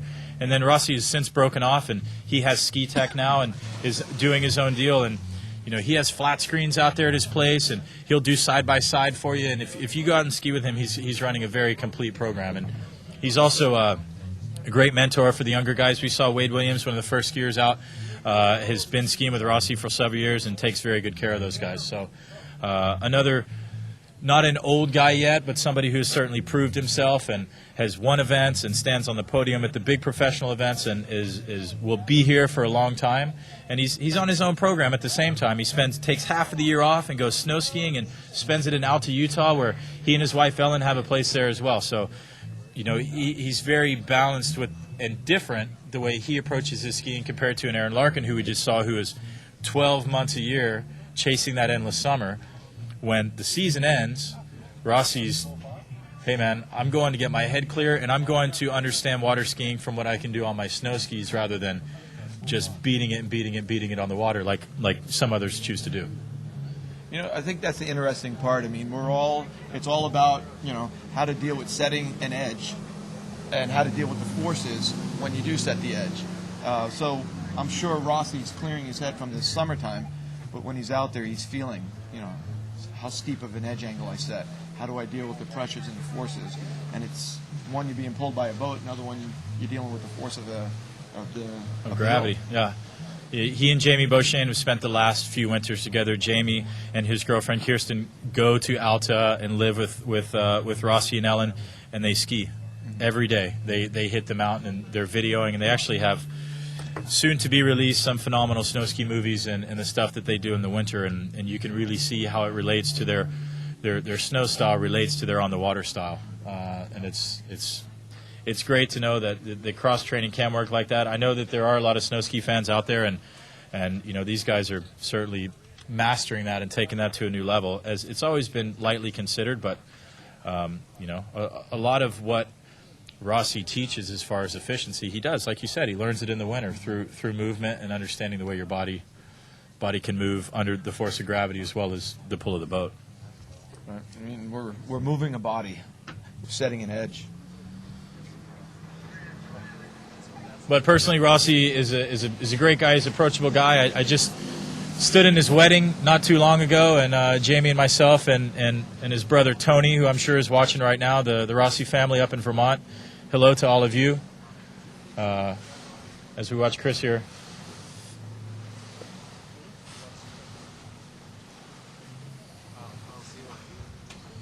Rossi looks like he's on today. Yeah, he's looking pretty solid. Hey, Marcus Brown's off here to the side. Bill Schneiderwin. Obviously, Marcus, you ski behind your Mastercraft, your boat of choice. Bill's wondering whether you use Perfect Pass or Zero Off. Today I used Perfect Pass just because I'm used to it. I've been training with it, and I don't know. I just really, obviously, my muscle memory. I'm used to Perfect Pass. Zero Off, we skied last weekend or 2 weekends ago. Trophy Lakes felt really good, and the times obviously are dead on. 08, 07 every time, so can't beat that really. But so hey, 1.5 at 41 today. You're top of the heap right now. We got a few guys left. We're starting to get down into it with Rossi. What's your call for the best score? I don't know. Somebody's going to at least get a full 2. I'm pretty bummed about that. I think 2 or 2.5 might win it. I don't know why more guys aren't running 39 right now, but I have a feeling it's going to start going down here real quick. So it's fun watching. Awesome. Well, hey, phenomenal skiing. We get to see you spin the boat later. Thanks, Sully. Hey, don't touch me. I'm a little bit sore there. That's right. First run of the year. All right, Marcus Brown, ladies and gentlemen, the consummate professional, and like we said, always striving to bring you something new, which is you'll find in a lot of these pros now is they want to give back, and they want to be developing the sport and moving that forward for you. So if you have any questions, I'm sorry I'm not getting through all these emails as fast as I should probably, but I'm glad you're asking. All right, Rossi, 39. We know where it stands. He's got to run at least 4 to get in.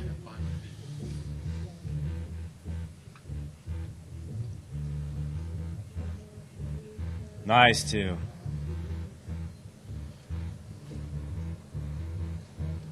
He's taking it downtown. Can he get? He's got 5. All right, another 30 run, another 39.5 off. Second one of the day. Rossi's going to challenge MB.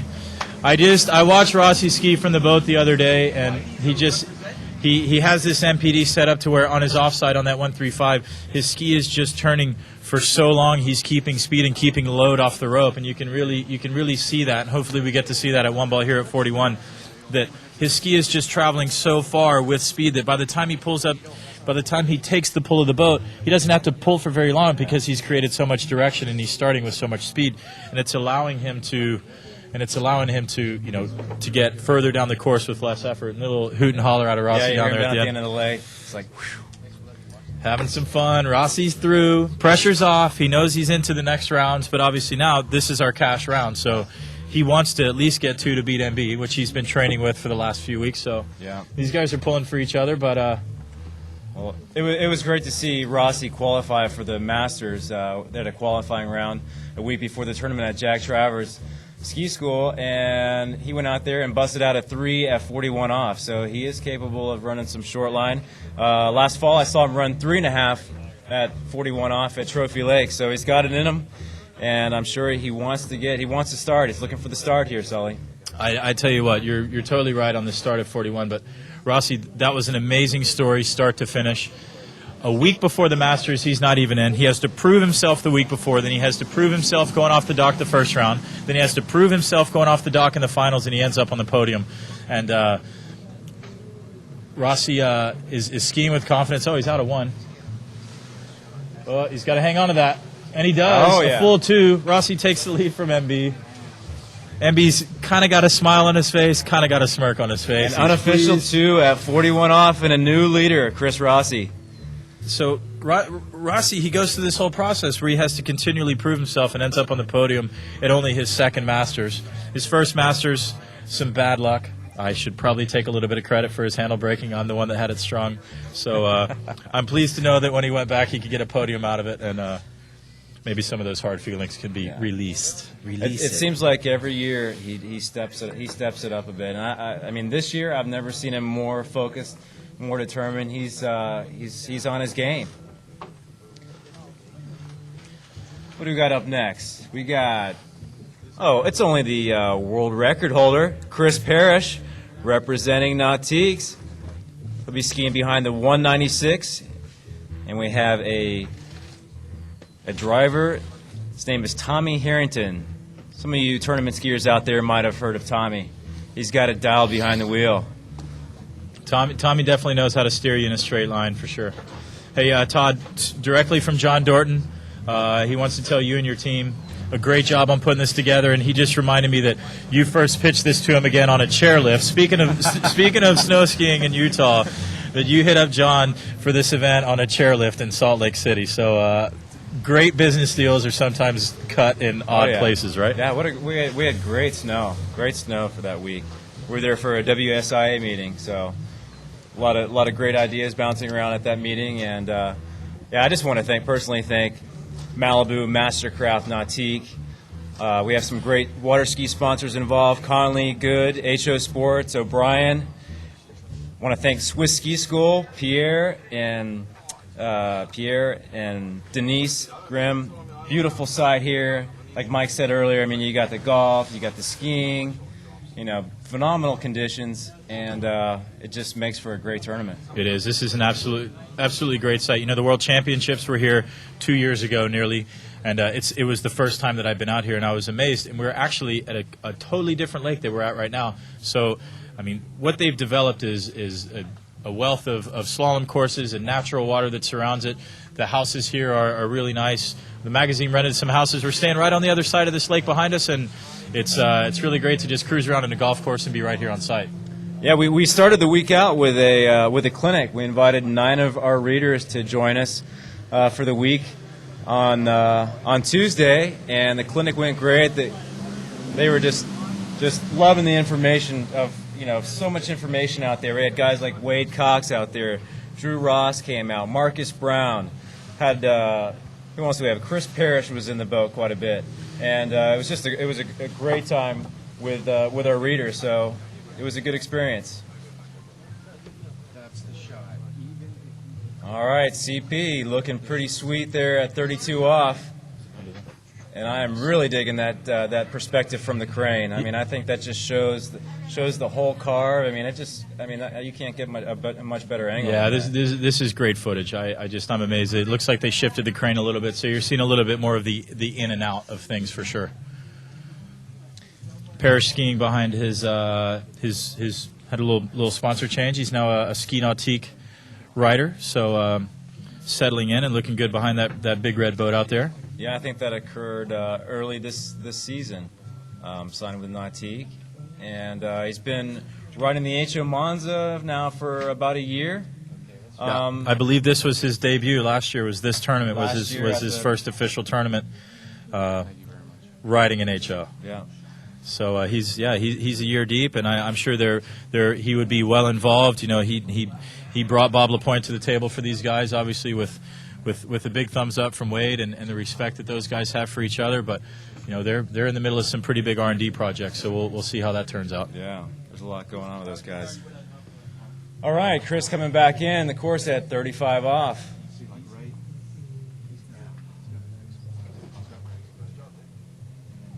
CP is just so balanced. He's finally getting comfortable with this ride. He's been questioning his gait a little bit as of late, but even when somebody like Parrish questions his gait, what you and I see is still flawless, right?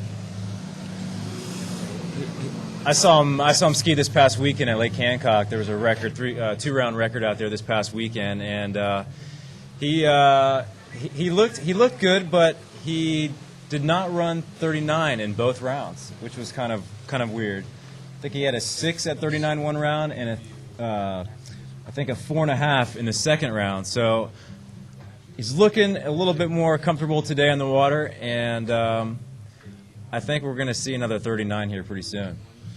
Yeah, he's obviously he's tough to bet against. Certainly, yeah. He's.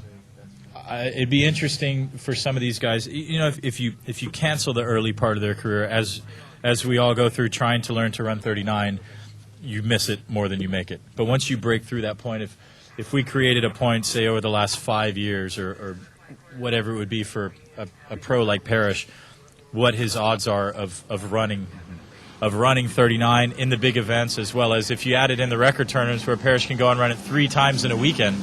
Yeah. So here he is at 38 what his percentage off. would be.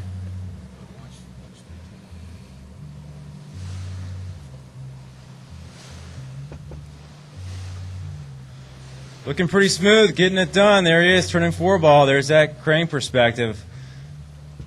That is a sweet 38 off. Does it get much better than that? I think that's pretty much flawless. These guys are so balanced and seem to have so much command of 38 off now. You know, just a few years ago, 38 was the make it pass. So.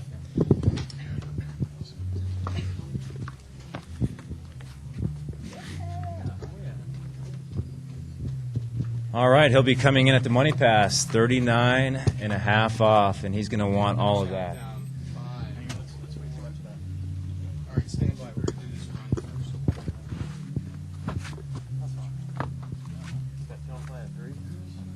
You know, the 05 season was Parrish's money year. I mean, he was unbeatable. Ran 2 world records. He had a world record at Lake Hancock in the early part of the season. He ran 1 1/4 at 43 off. And then he backed that up at Trophy Lakes later in the season, running 1 1/2 at 43 off. Waka waka. So the guy's got some serious skills. I would say now more than ever he wants to turn things around. He didn't have a good go at the U.S. Masters. It's not how he wanted to finish. It's a new tournament here. Here he is, 39. Oh, wow, unfortunate. He is not going to be happy with that. It looked like the ski just blew out. That's the way it goes sometimes. Everything's running good, and then boom. We're going to go to Sully. Sully, who are you talking to now?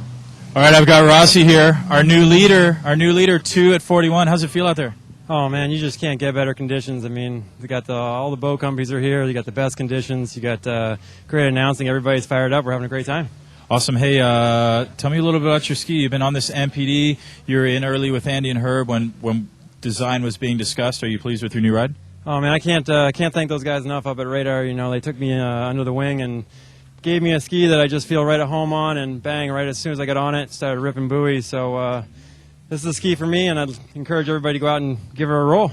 Right on. Hey, we talked a lot about ski tech and what you developed out there with your flat screen TVs and your the split screen analysis that you can do, and you're spending a lot of time out there. Things are rolling out there on the east side of town. Man, we're just having a great time. You know, it's just about continual learning. You know, we're just out there every day trying to push the limits of what we're capable of and what this world's seen so far, and we're going to keep pushing every day. How does somebody find you? Skitech.net. Just come visit us on the web, and we'll be happy to help you out, get you situated, whatever you need. www.skitech.net. Thanks, Rossi. We'll be seeing you again. All right, and an unfortunate run at 39.5 off for Chris Parrish. It just looks like he got too much load on that ski, and it just blew out at 1 ball. And it's a tough sport, Sully. You know, you get one shot to make it happen, and you can have all your training down, all your ducks in a row, and that's the way it goes sometimes. Well, it's very unique like that. You know, there's no warm up. There's no, even in track where you're running a cold race, even a sprint. You can get in the blocks and you can do some starts and you can get warmed up. Water skiing is so different than that. You're starting and you're running straight through. There's no mulligan. There's no second chance. Hey, it happens. Parrish. You can get even Chris Parrish can get a bad start like that, and at the end of the day, that's what you have to live with. All right, on the water, Thomas de Gasperi. Okay, T-Gas has got a little bit of an injury going on right now. I spoke with him earlier.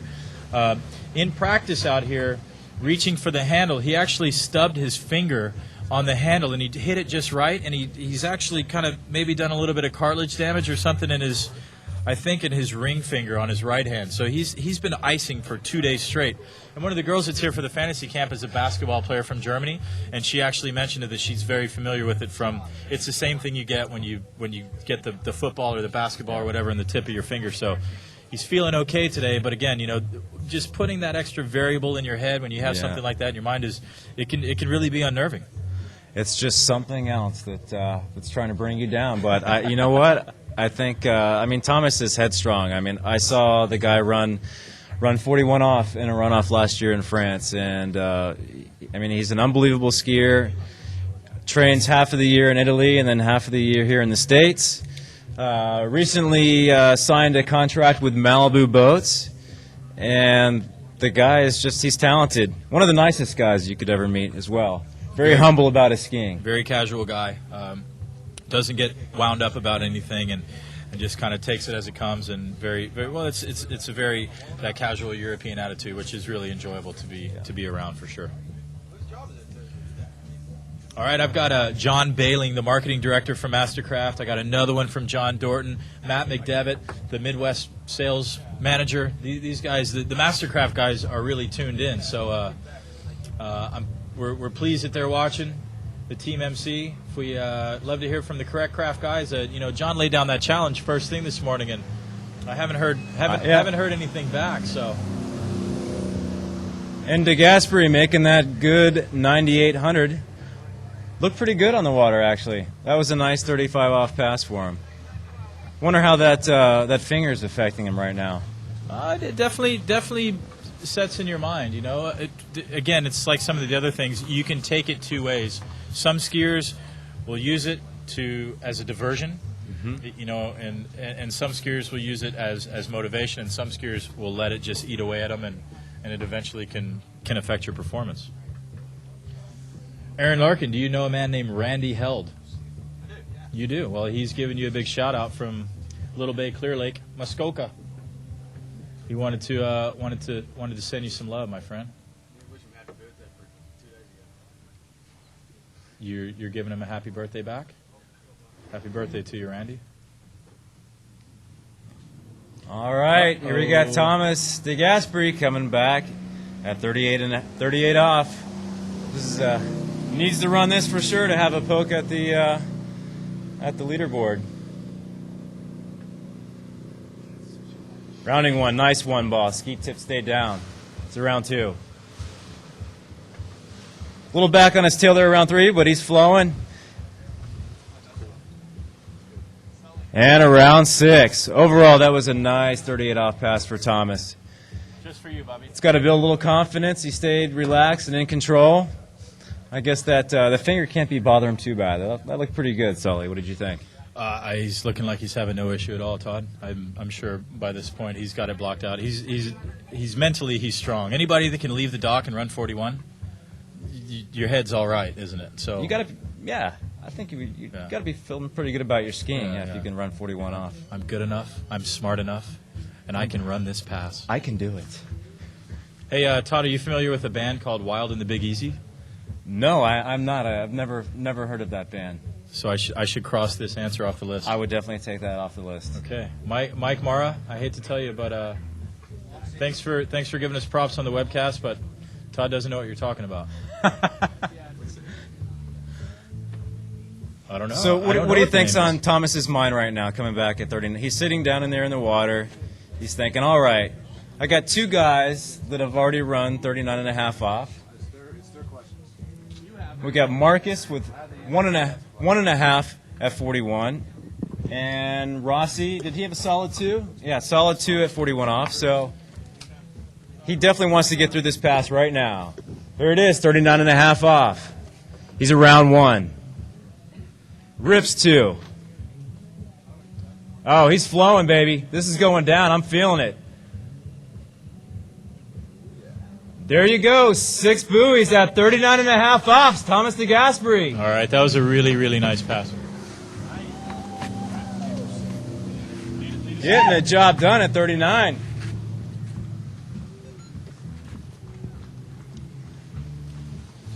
All right, that moves Thomas into second place, or third place, actually. And Sully, who you talking to now, dog? All right, hey, CP, you looked really good through 38. Just a little bit of bad luck there at the 39. I know you've been discussing your gates a little bit. Did that play into this to that score? A little bit. I thought my gates were really good today, actually. That's one of the things I worked on. But, from 32 to 35, it feels really, really good. And then, at 38 and 39, things aren't going right. I'm just a little bit out of sync right now. And man, I just want to just raise the bar like I did in 2005 and push all these guys again. And, I think these guys are skiing great. I just want to be in the battle. And right now I'm not in the battle, and it's pretty frustrating. Well, I talked to Wade about it a little bit earlier. You guys have some R&D projects underway. I know you're working with Bob LaPointe pretty closely on getting a shape for you. What do you? How's that? All right. Just a minute. Yeah. 41. All right, Thomas DeGrasperi, 41 off. He knows what he has to do. Oh, Steve comes up at 1. He's on inside a 2 ball. So an unofficial 1 at 41 off. But I think he's going to feel good about that today. Representing Team Malibu and good skis.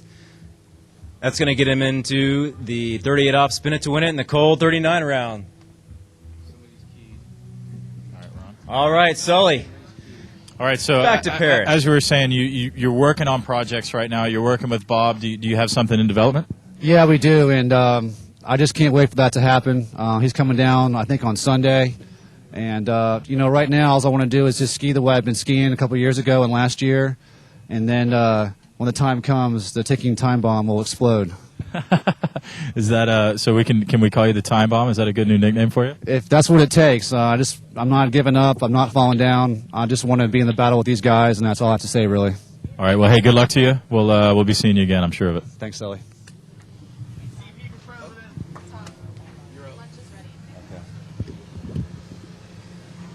All right, Thomas DeGasperi coming back to the dock. Congratulations, Thomas. All right, T-Gas skiing himself into 3rd place. It's getting tight up there. Rossi with 2, MB with 1.5, and then T-Gas just runs 1. So the podium is, to get on the podium, you've got to run more than 1 at 41. Yeah. 3 skiers remaining today. We got Jody Fisher representing Mastercraft Boats, Will Asher with Malibu, and our top seed of the day, Jamie Bouchane. Oh, he just informed me, Bouchane. Come on, man. How many times you said his last name? Thousands, but Bouchane, I'm having man. an off day. Okay. Let's talk about Jody. Jody's got a lot going on. Recently taking over their distribution for Fisher water skis. At the same time trying to run a ski school outside of Orlando, Florida. And juggling his skiing with the ski school business and the ski business, that's a lot going on. And thus far this year, he's doing a great job of it. Guy went to Australia, won the Movement Masters at the beginning of the year, and had a pretty good go at the U.S. Masters. Made the finals there. And here he is, Jody Fisher, coming into the course at 32 off. Yeah, that's not Jody's first Moomba title. I believe that's his second. He's also won the British Masters several times. You're correct. He's good at winning the major titles, and to start the year with one is obviously a really great way. It gets you to the top of the seed list, and with so much business going on, I passed him yesterday, and he's running, and he's carrying skis, and he's got to get back to the house, and new babies, kids, his wife Nicola. Our beautiful friend that has helped with these webcasts before she just blew out her knee jumping a few weeks back and is recovering from that. So Jody's just running a million different directions right now. So again, for him to get out on the water is probably an exhale right now, and he gets to relax and go out and take a ski ride. Yeah. All right, the trivia question still on the table is, what was Wade Cox's first national record? And I've got one that says it was the men 2 slalom record, and we're going to have to go back a few years prior to that. From Brad. Sorry, Brad. It's a little bit previous to his men 2 days. All right, so Jody Fisher down at the end of the lake. They'll be shortening the line to 35 off. Hey, Darren's got a really important question for us, Todd. All right, what is it? How is he supposed to get any work done during the day when we're webcasting like this? Enjoy the day, dude. Watch the webcast all day. Tell boss man, hey, I'm taking a breather. I've been working a little too hard. I'm going to watch my webcast. I'll close the door, all right? Greg's son took the day off. Doug Ross took the day off. Hey, just join him. Tell him, hey, man. Greg and Doug did it.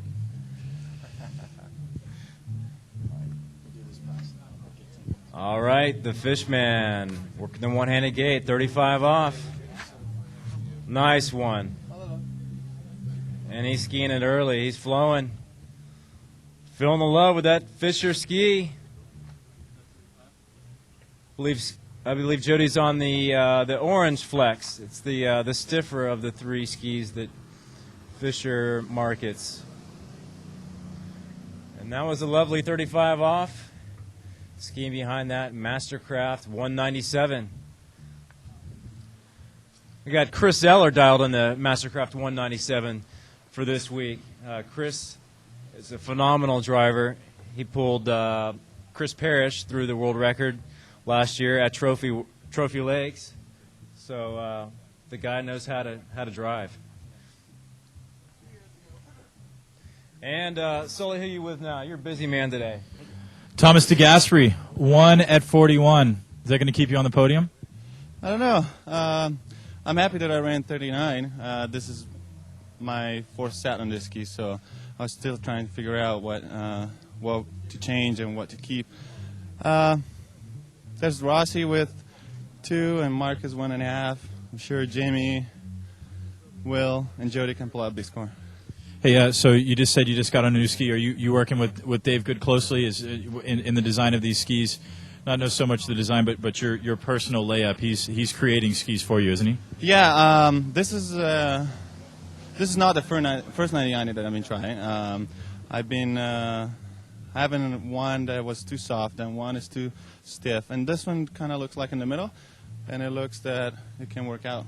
So I will wait a little bit longer and then ski a little bit longer on the ski, and then we'll see what's going on. So we talked about you. I mentioned that you'd hurt your finger the other day. It got you through 39. It might be a little bit more painful in this Spin It to Win It coming up, huh? It probably will, maybe.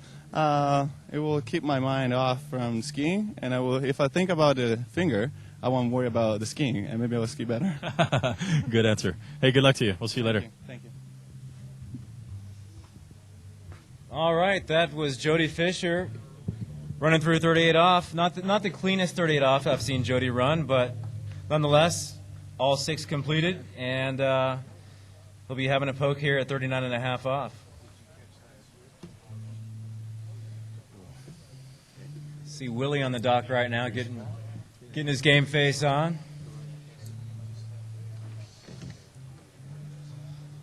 So Jody knows he needs a full pass here if he wants to have a shot at the podium.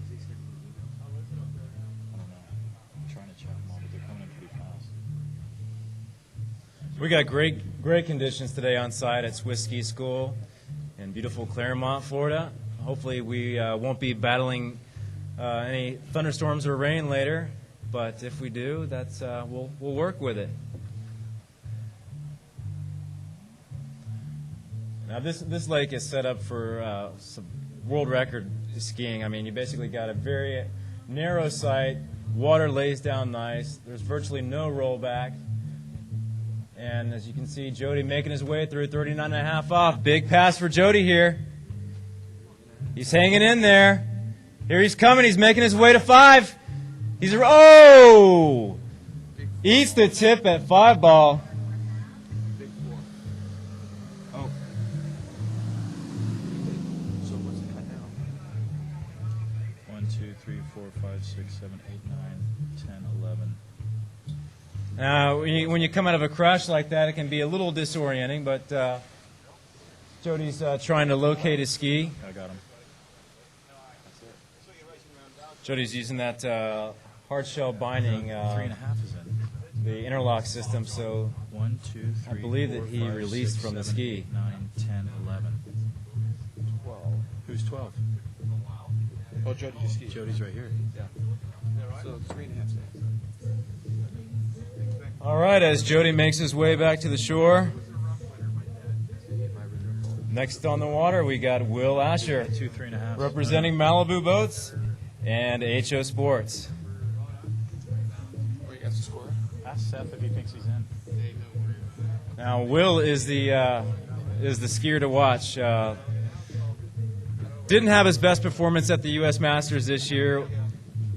Went down at 35 off in the first round, and came back shortly after and ends up winning the King of the Swerve Championships at H2 Osmosis Trophy Lake. So he rebounded in a big way. No, he did. And Willie's, you know, he's world champion. Last time he skied at a tournament out here at Swiss, not specifically on this lake. He won. No, he won in China. I'm sorry. I really don't know what I'm talking about. Jeff Rogers won here, but he did get second. Willie got a silver medal at the Worlds at this lake. So he feels the Swiss ski school love. He's got the Swiss love. Look at that lake right there. I mean, what a beautiful overhead. Just take that in. You know that you're going to get some good scores from that. Just look at the beauty of the land. Like I said, it's a narrow lake. There's virtually no rollback at all, no backwash to worry about. So you're just focusing on your skiing, taking it one buoy at a time, and that's what Will Asher is about to do here. We'll be skiing behind that Malibu Response LXI, starting rope length of 32 off.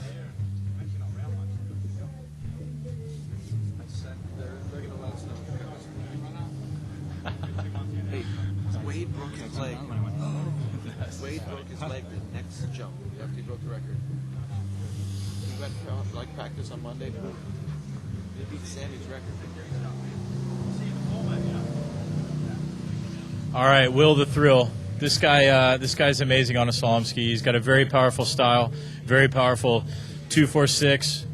The way his ski carves through 135 is pretty amazing. So much that the amount of slide that he gets out of his ski on his offside is incredible. And Will is very serious in the gym. Again, one of those guys that seems to get stronger every year, more fit, more of a specimen. He's originally from Lincoln, England, where he's spent a lot of time skiing with his brother Tom, who I'm surprised isn't out here. Maybe he is. Brother Tom, a professional jumper and quite good on the two skis over the ramp, and Dad's the other training partner when he's at home. And actually, his dad came over and helped him train before the Masters. And Will just believes in his family and knows that those are the best people for him to be skiing with. Spent a lot of time skiing with Ferraro. Spent a lot of time at Bennett's growing up. Worked at Jay's, went to school in Lafayette, spent time at Jay's, and used Jay's Ultimate facility as a training center for a lot of years too. So. Will Asher is, at a young age, become very accomplished in something that everybody has to take seriously. Yeah. Why don't you give us a breakdown on the scores there? How are we looking? All right, this is my unofficial scoring. I was told there'd be no math involved, Todd, when I signed up for this, so I'm struggling a little bit. The way I see the cut right now, assuming Will and Jamie get in, we have Chris Rossi leading with 2 at 41, Marcus Brown 1.5 at 41, Thomas DeGasperi in third with 1 at 41, Glenn Campbell and Trent Finlayson tied with 5 at 39, Jody Fisher just ran 4.5 at 39. We have Wade Cox, Drew Ross, and Terry Winter all at 4 at 39. They're clear from a runoff, and we have a sole 3.5 at 39, which is Seth Stisher would be our 12th man to get in. And I'm sure Seth could probably answer that better than I could. He's probably been paying more attention knowing that he'd be on the bubble. But congratulations to Seth if he made it through this cut again at 3.5. So that's the way I see it. I tried to control it out of because I knew I was deep, but I was released all that. And yes, Matt McDevitt, I would be scared to ski head-to-head against Jerry Brower right now. He's in much better shape and has had way more sets. I would not take a challenge on his leg or my leg.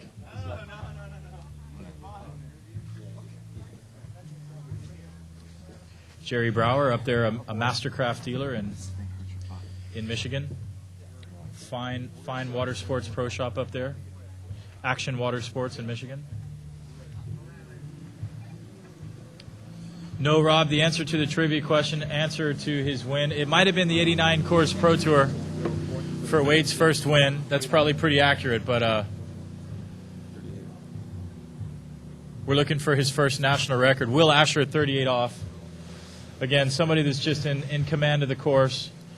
For a rope that doesn't reach the buoy, these guys certainly look like they know exactly what's going to happen next. And again, like we talked about, being out here at Swiss Ski School, Will Asher skiing behind his Malibu, eliminating those variables allows these guys to relax a little bit and concentrate on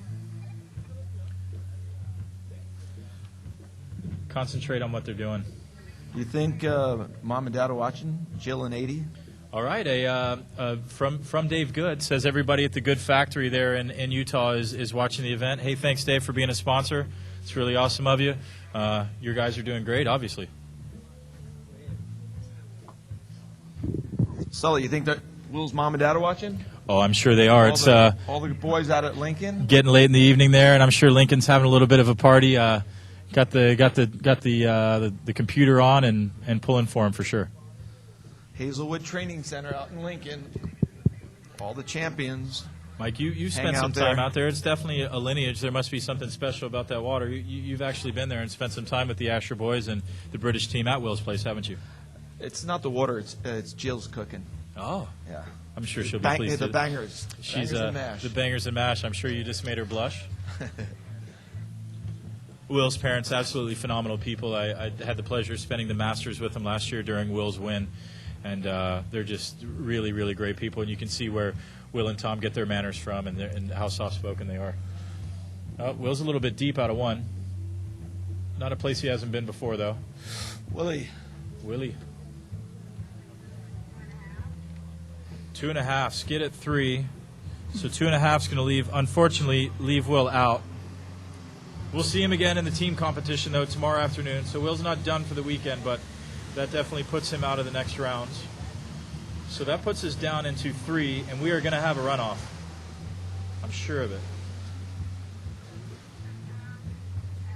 Looked like Willie was struggling there on his offside, even on his 38 off pass.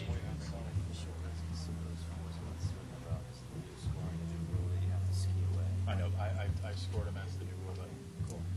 So what do we have? We're going to have a runoff at 3? I'm guessing we're waiting for an official scores right now, but that should put Seth in for sure, and that puts us down to 3s. And I'm not meaning to cause alarm or panic, but that should put Ian Trapp and Doug Ross into a runoff. So that puts Ian Trapp by default in, I suppose. Looks like Doug Ross went back to the office. All right, here, Jody Fisher, Team Mastercraft. Team Fisher, tell me a little bit about your new project. Well, Fisher started the project, nearly 4 years ago now. I got the opportunity to get involved as an athlete last year, and then the first dealer in the U.S. And then as of February, with a partner of mine, Jeremy Neby-Ritchie, we took over the worldwide distribution. We became a partner, and we're rolling with it. It's a very exciting project. It was really a step that I wanted to make beyond my professional skiing career. At least I had to do something. I got a ski school going, and we've got this, and looking at doing a development, and just really want to stay in the sport. And getting hold of an opportunity like this is going to enable me to do that, and I'm having a lot of fun with it. Unfortunately, I'm spending a lot more time behind a desk than the boat, which is I'm not used to. Hey, that stuff's hard on your back. Sitting behind a desk like this over a computer is pretty tough. But I'm really enjoying it. I'm at that stage in my life, and I'm taking on some new challenges, and it's a challenge, but it's a lot of fun. Right on. Well, hey, great skiing out there. And is there any way that people can get in touch with you to find out what you're up to? Yeah, check out our website. We've been up live for about a week. www.fisherwaterskis.com. Fisher as in my name. Check us out. We've got some more product coming in. We've actually, we're selling everything we can get our hands on. It was a tough time when we did the contracts with them. It was right on top of the season, and our manufacturer is producing some unbelievable equipment. But our production is scheduled in with a lot of the automobile stuff that they produce, and as soon as we get it, we're getting it out to the customer, and we've got a lot of happy people right now. So, awesome. Well, congratulations on that, and great skiing. Thank you very much. Sully, you just missed a pretty sweet 13-meter pass by your boy Jamie Beauchesne. This is no different than what I had, though. Well, looks like two is the lead right now. Jamie's got the primo conditions. This is just awesome because obviously I know I've said this a couple times that it's tough to bet against people, but it is. Everybody that I say they're the most consistent skiers on the water, and Jamie is one of those. So At this point, assuming Jamie skis like he did out here the other day, I would say that he's going to run more than 1 at 41. So that puts Jamie and Marcus and Rossi on the podium together, the three guys that have been traveling and training together and hitting the road and staying up till way too late talking about slalom skiing and watching funny things on the water in slow motion and spending time together. Certainly Ellen Rossi is... Most of you will not ever, unfortunately, be able to experience her cooking, but I have, and it is a thing of beauty. And these guys have certainly, she keeps them fed well. And it's just, I think it's great that these guys travel together and they're skiing together and they're all going to end up potentially on the podium together. Looking like he's pretty comfortable out there at 35 off. That angle really showed the difference in the way Jamie stands on his ski and also the lines that he's running. Hopefully we can get that angle again so you guys can take a look at that. Just if you can watch his trough, and you'll see that he's running a lot faster line with a lot less load in the line, and that's and it goes back to that question that we had earlier, Sully, where where should I change my edge at 28 off? With those lines, he can change them basically before the wake. Yeah, you create, so it's a matter of speed versus angle, right? It's the chicken and the egg kind of deal. But when your ski is turning into that much angle and you're carrying so much speed, you don't have to pull a long time. Mm-hmm. It's a matter of you're riding physics now, not force. And your ski, it's not a do I change my edge here? It's a natural thing that happens because your ski is wanting to move in that direction. And Jamie makes that very evident. Just if you watch his lower body, you see it moving independently than what he does with his hands.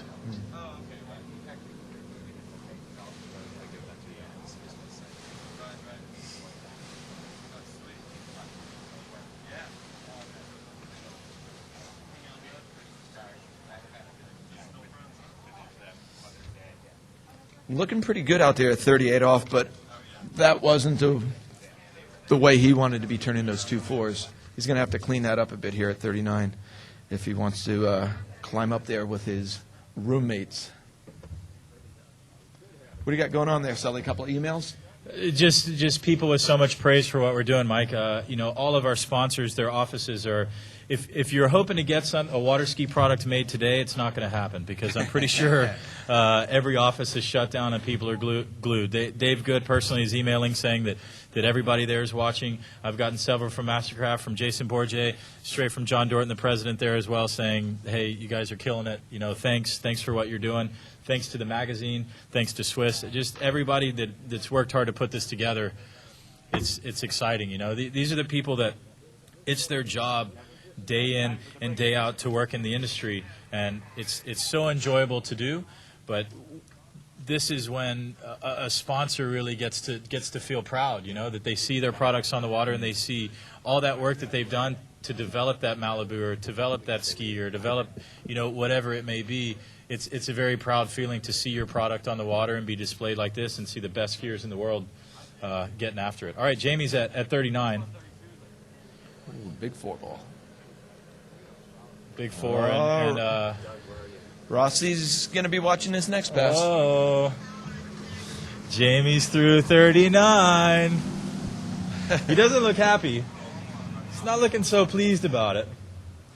But nevertheless, when Jamie's not pleased, it still puts him in the top 5. It was interesting listening to your comment about the passion that these people, the leaders in the industry, have, and that's what this sport's all about. But more importantly, that's why the product is where it's at, because these people are so passionate about it. And spending the time and bringing the workers in to watch all this. And it's funny, we just got a phone call from Doug Ross, who's watching it on the internet. Too bad he's in a runoff. Well, yeah, Doug is actually going to need to ski in about 5 minutes for his runoff with Ian Trapp for the 12th spot. And he's downtown Orlando. Yeah, Doug's in downtown Orlando. 45 minutes away with a suit on. So congratulations to Ian. Sorry, Doug, but I don't think he's going to make it back. Doug's going to be a scratch for that runoff, which puts young gun Ian Trapp into the next round, which he'll be certainly pleased about. But it's unfortunate we couldn't get to see a few more ski rides at the same time. Well, here we go. All right, Here's JB, the big pass. This is it. Chris Rossi sitting on top of a title right now if Jamie can't get to 3-ball. He's going to need a little bit of room at 2-ball to turn that thing. Hey, he needs to get to 2 to get on the podium. Mark is sitting with 1.5. We know Jamie as a lefty is going to get out of 1. But can he turn 2 good enough to get to 3?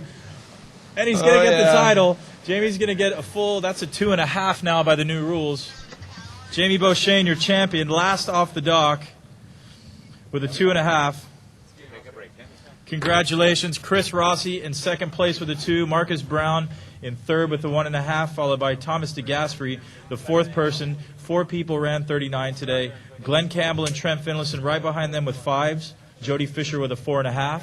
Wade, Drew, and Terrence Winter with 4s. Seth Stisher with 3.5.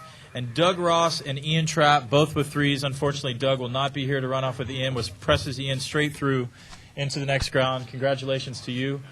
It is great. It is great, Mike. Let's get back to that passion thing for a minute because, hey, that's what this is about. For whether it's the guys on the water or it's the John Dortons at Mastercraft who are avid water skiers and they want to take it to another level with the President's competition and things like that. You know, it's